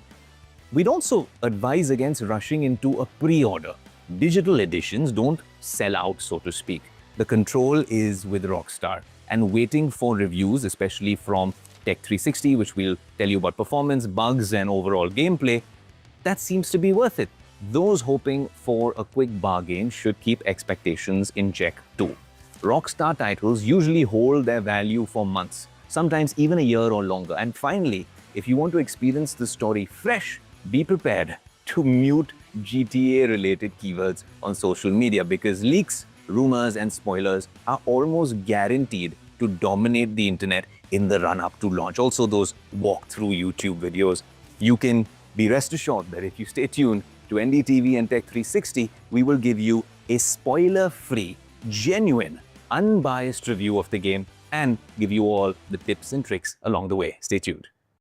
Yet another action-packed, tropical, torrential. It was raining throughout the filming of this show. We really try to put it together to give you that high octane vibe. But just as we wrap up the show, the weather gods have also shined and we're getting the sun now and it has stopped raining. But we hope you've enjoyed this show. Do let us know on our social media handles what you made of this show, whether you liked a particular video or a segment, whether we could have done something better.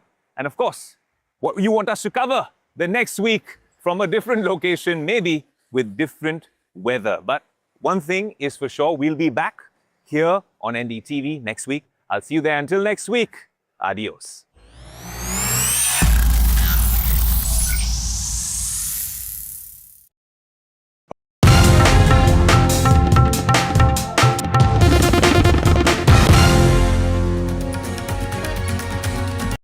We are over, Jimmy. Hey, life में scratches तो आएंगे। गाड़ी के scratches को तो Cosmo PPF संभाल लेगा। आप अपना देख लो। थोड़े में ज्यादा स्वाद यही तो है इसकी खास बात। वाओ मामा क्या स्वाद है। अरे मेरे राजा।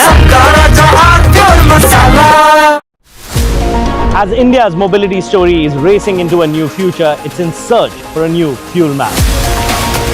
Electric, ethanol, hydrogen, CNG, hybrid. What will power India next?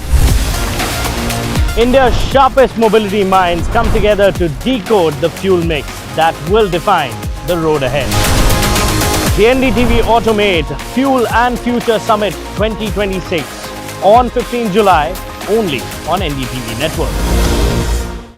Today's last word becomes tomorrow's first edge.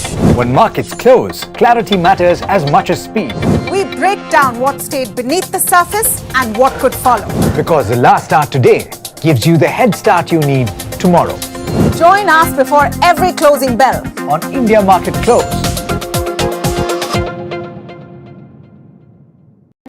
Two nations, one defining vision. From critical semiconductors and high-speed rail to securing the vast waters of the Indo-Pacific, the blueprint of the world's most critical partnership is taking shape. Together, the visionary minds, rewriting global diplomacy, driving economic power, and forging a massive manufacturing future. NDTV presents the Indo-Japan Strategic Dialogue. मीठा या नमकीन, चाहे जैसे खाओ, 100% सूजी से बनी are pure vermicelli, स्वादिष्ट, सेहतमंद, हर रोज। India Inc.'s most respected names chose India Inc.'s best and brightest. These kind of awards and jury lineup, you are truly giving it the right weightage. The eminent juries who are here and that itself speaks for the commitment towards highlighting the advantage which India is having. What I am looking for in this is that we should be awarding companies and individuals who have focused not only on growth but also on bringing good governance. Be part of jury and vote on the people, the men, the women, the companies in India who have the right stuff is a great opportunity for us. Who will earn India's top business honors?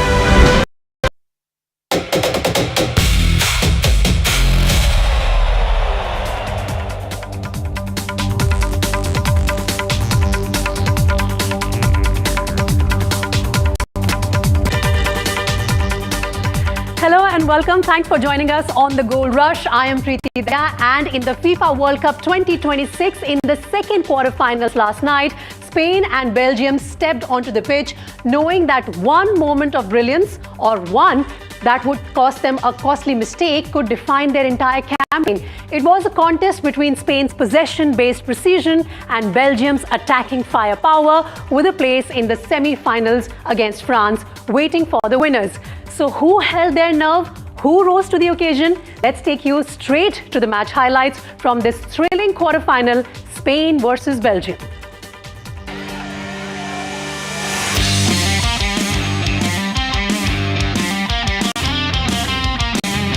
Spain struck first in the 30th minute. Fabian Ruiz reacted quickest inside the box, burying the rebound to give La Roja a deserved lead. Belgium hit back before the break. Charles de Ketelaere rose above the Spanish defence and powered home a header in the 41st minute to make it 1-1. Then came the defining moment. Thibaut Courtois had already left the field in tears after picking up an injury in the 71st minute, forcing Saint-Lamens into action. Just 2 minutes after coming off the bench in the 86th minute, Mikel Merino pounced on a loose ball after Lamens failed to deal with it cleanly. The finish was simple, the consequences were enormous. Spain had their winner.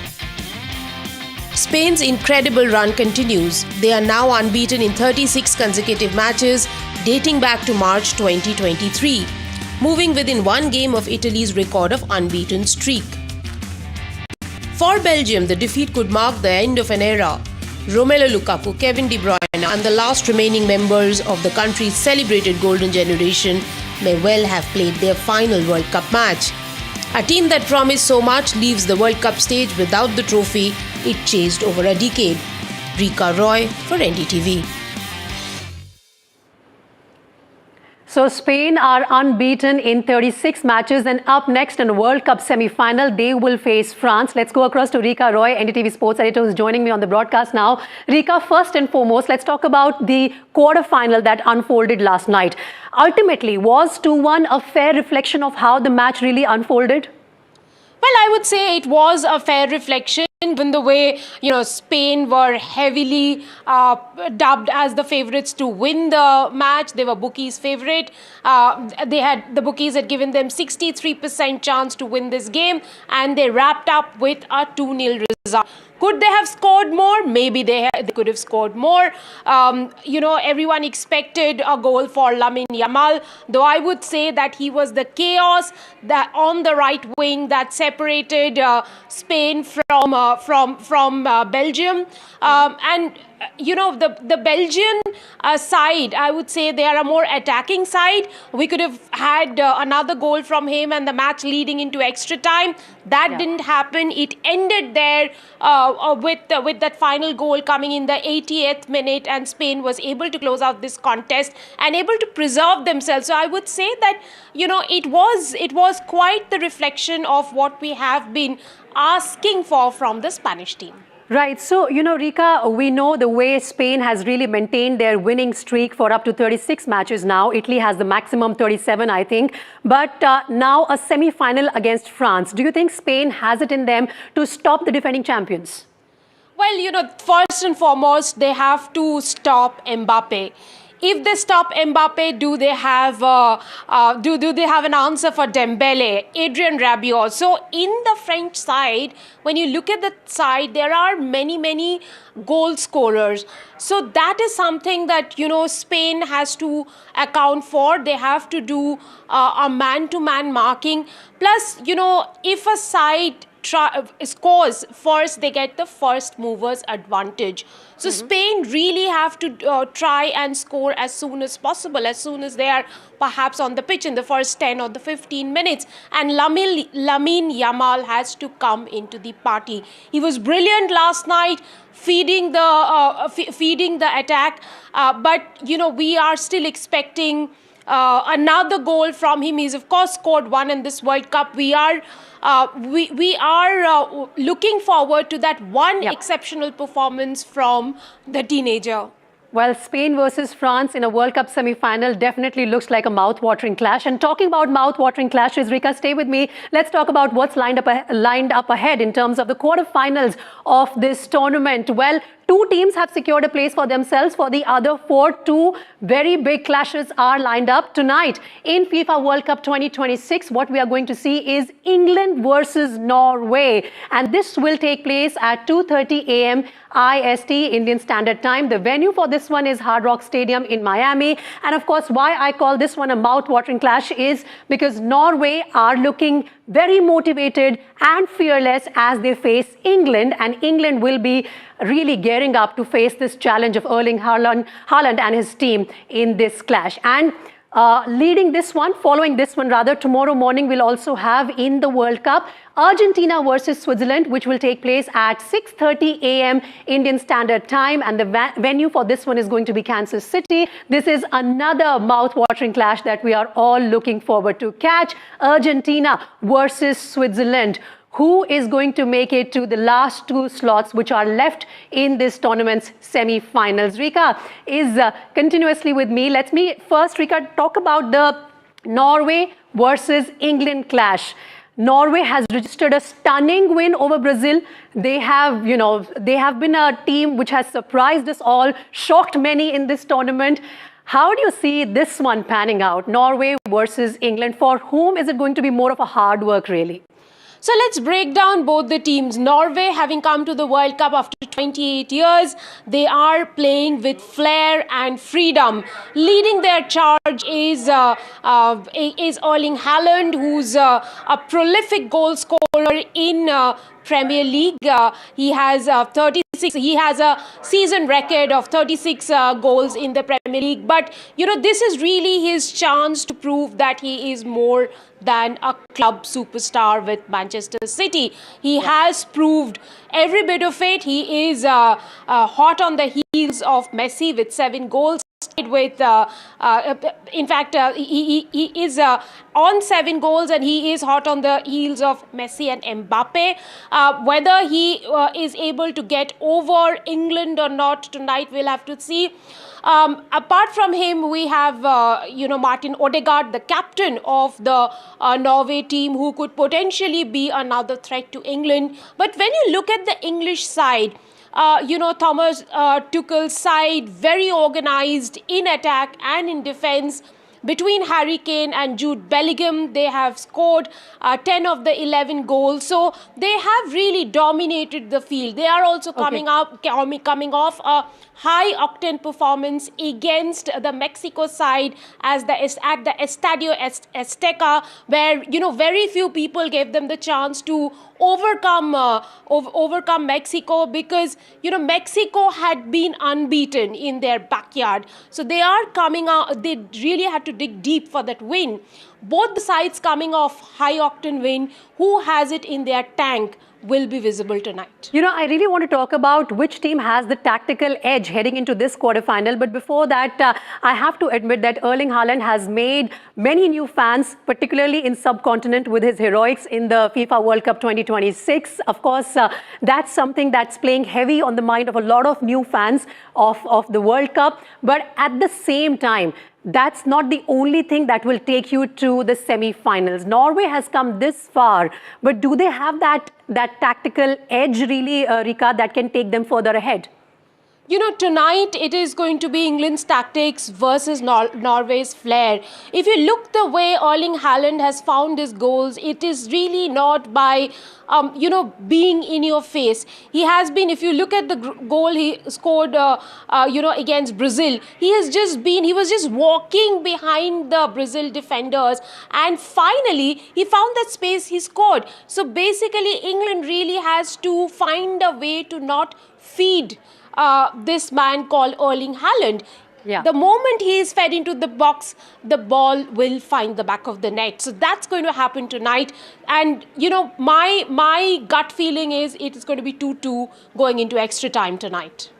And there's a very interesting story that I'm going to bring to our viewers here, that there was a possibility once upon a time that Erling Haaland could have been in an England shirt, not leading Norway, not terrorizing England's defense, but lining up with Harry Kane. This may sound impossible today, but believe it or not, it almost really happened. So we have a very special report for you that will show you this story. Take a look, and we'll be back with more discussion on this one.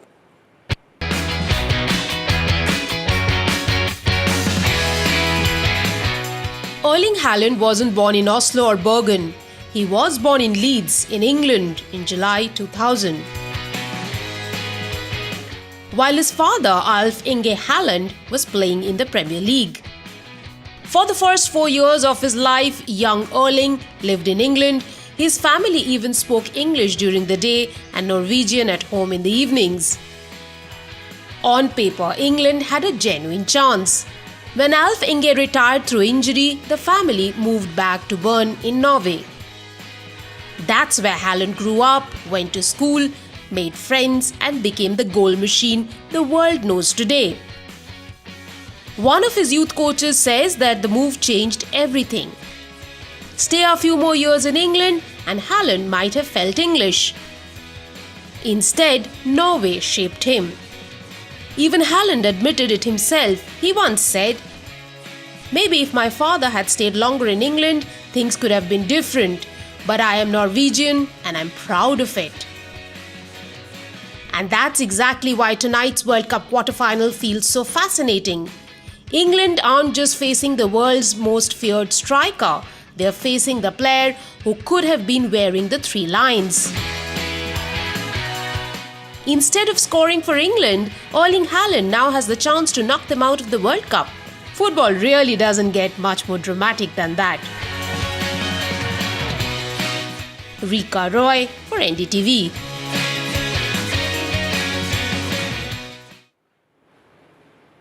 Well, that's a great story, Rika. Thanks for writing that one for us. But I really want you to come in here because that's what destiny is. Today, the entire English team and their country is fearing the same man who could have been in their colours and playing for England. And you know, he lives in England, he lives in Manchester, he plays for Manchester City, who loves the boy who loves Indian food. He loves chicken butter masala, garlic naan and the lamb chops in Indian style. So that's what he eats while, while being in Manchester. And there are so many stories of him eating 6,000 calories a day, a Norwegian Viking diet to be able to perform the way he is performing. What a story Erling Haaland has been in this World Cup, getting Norway back to the World Cup stage after 20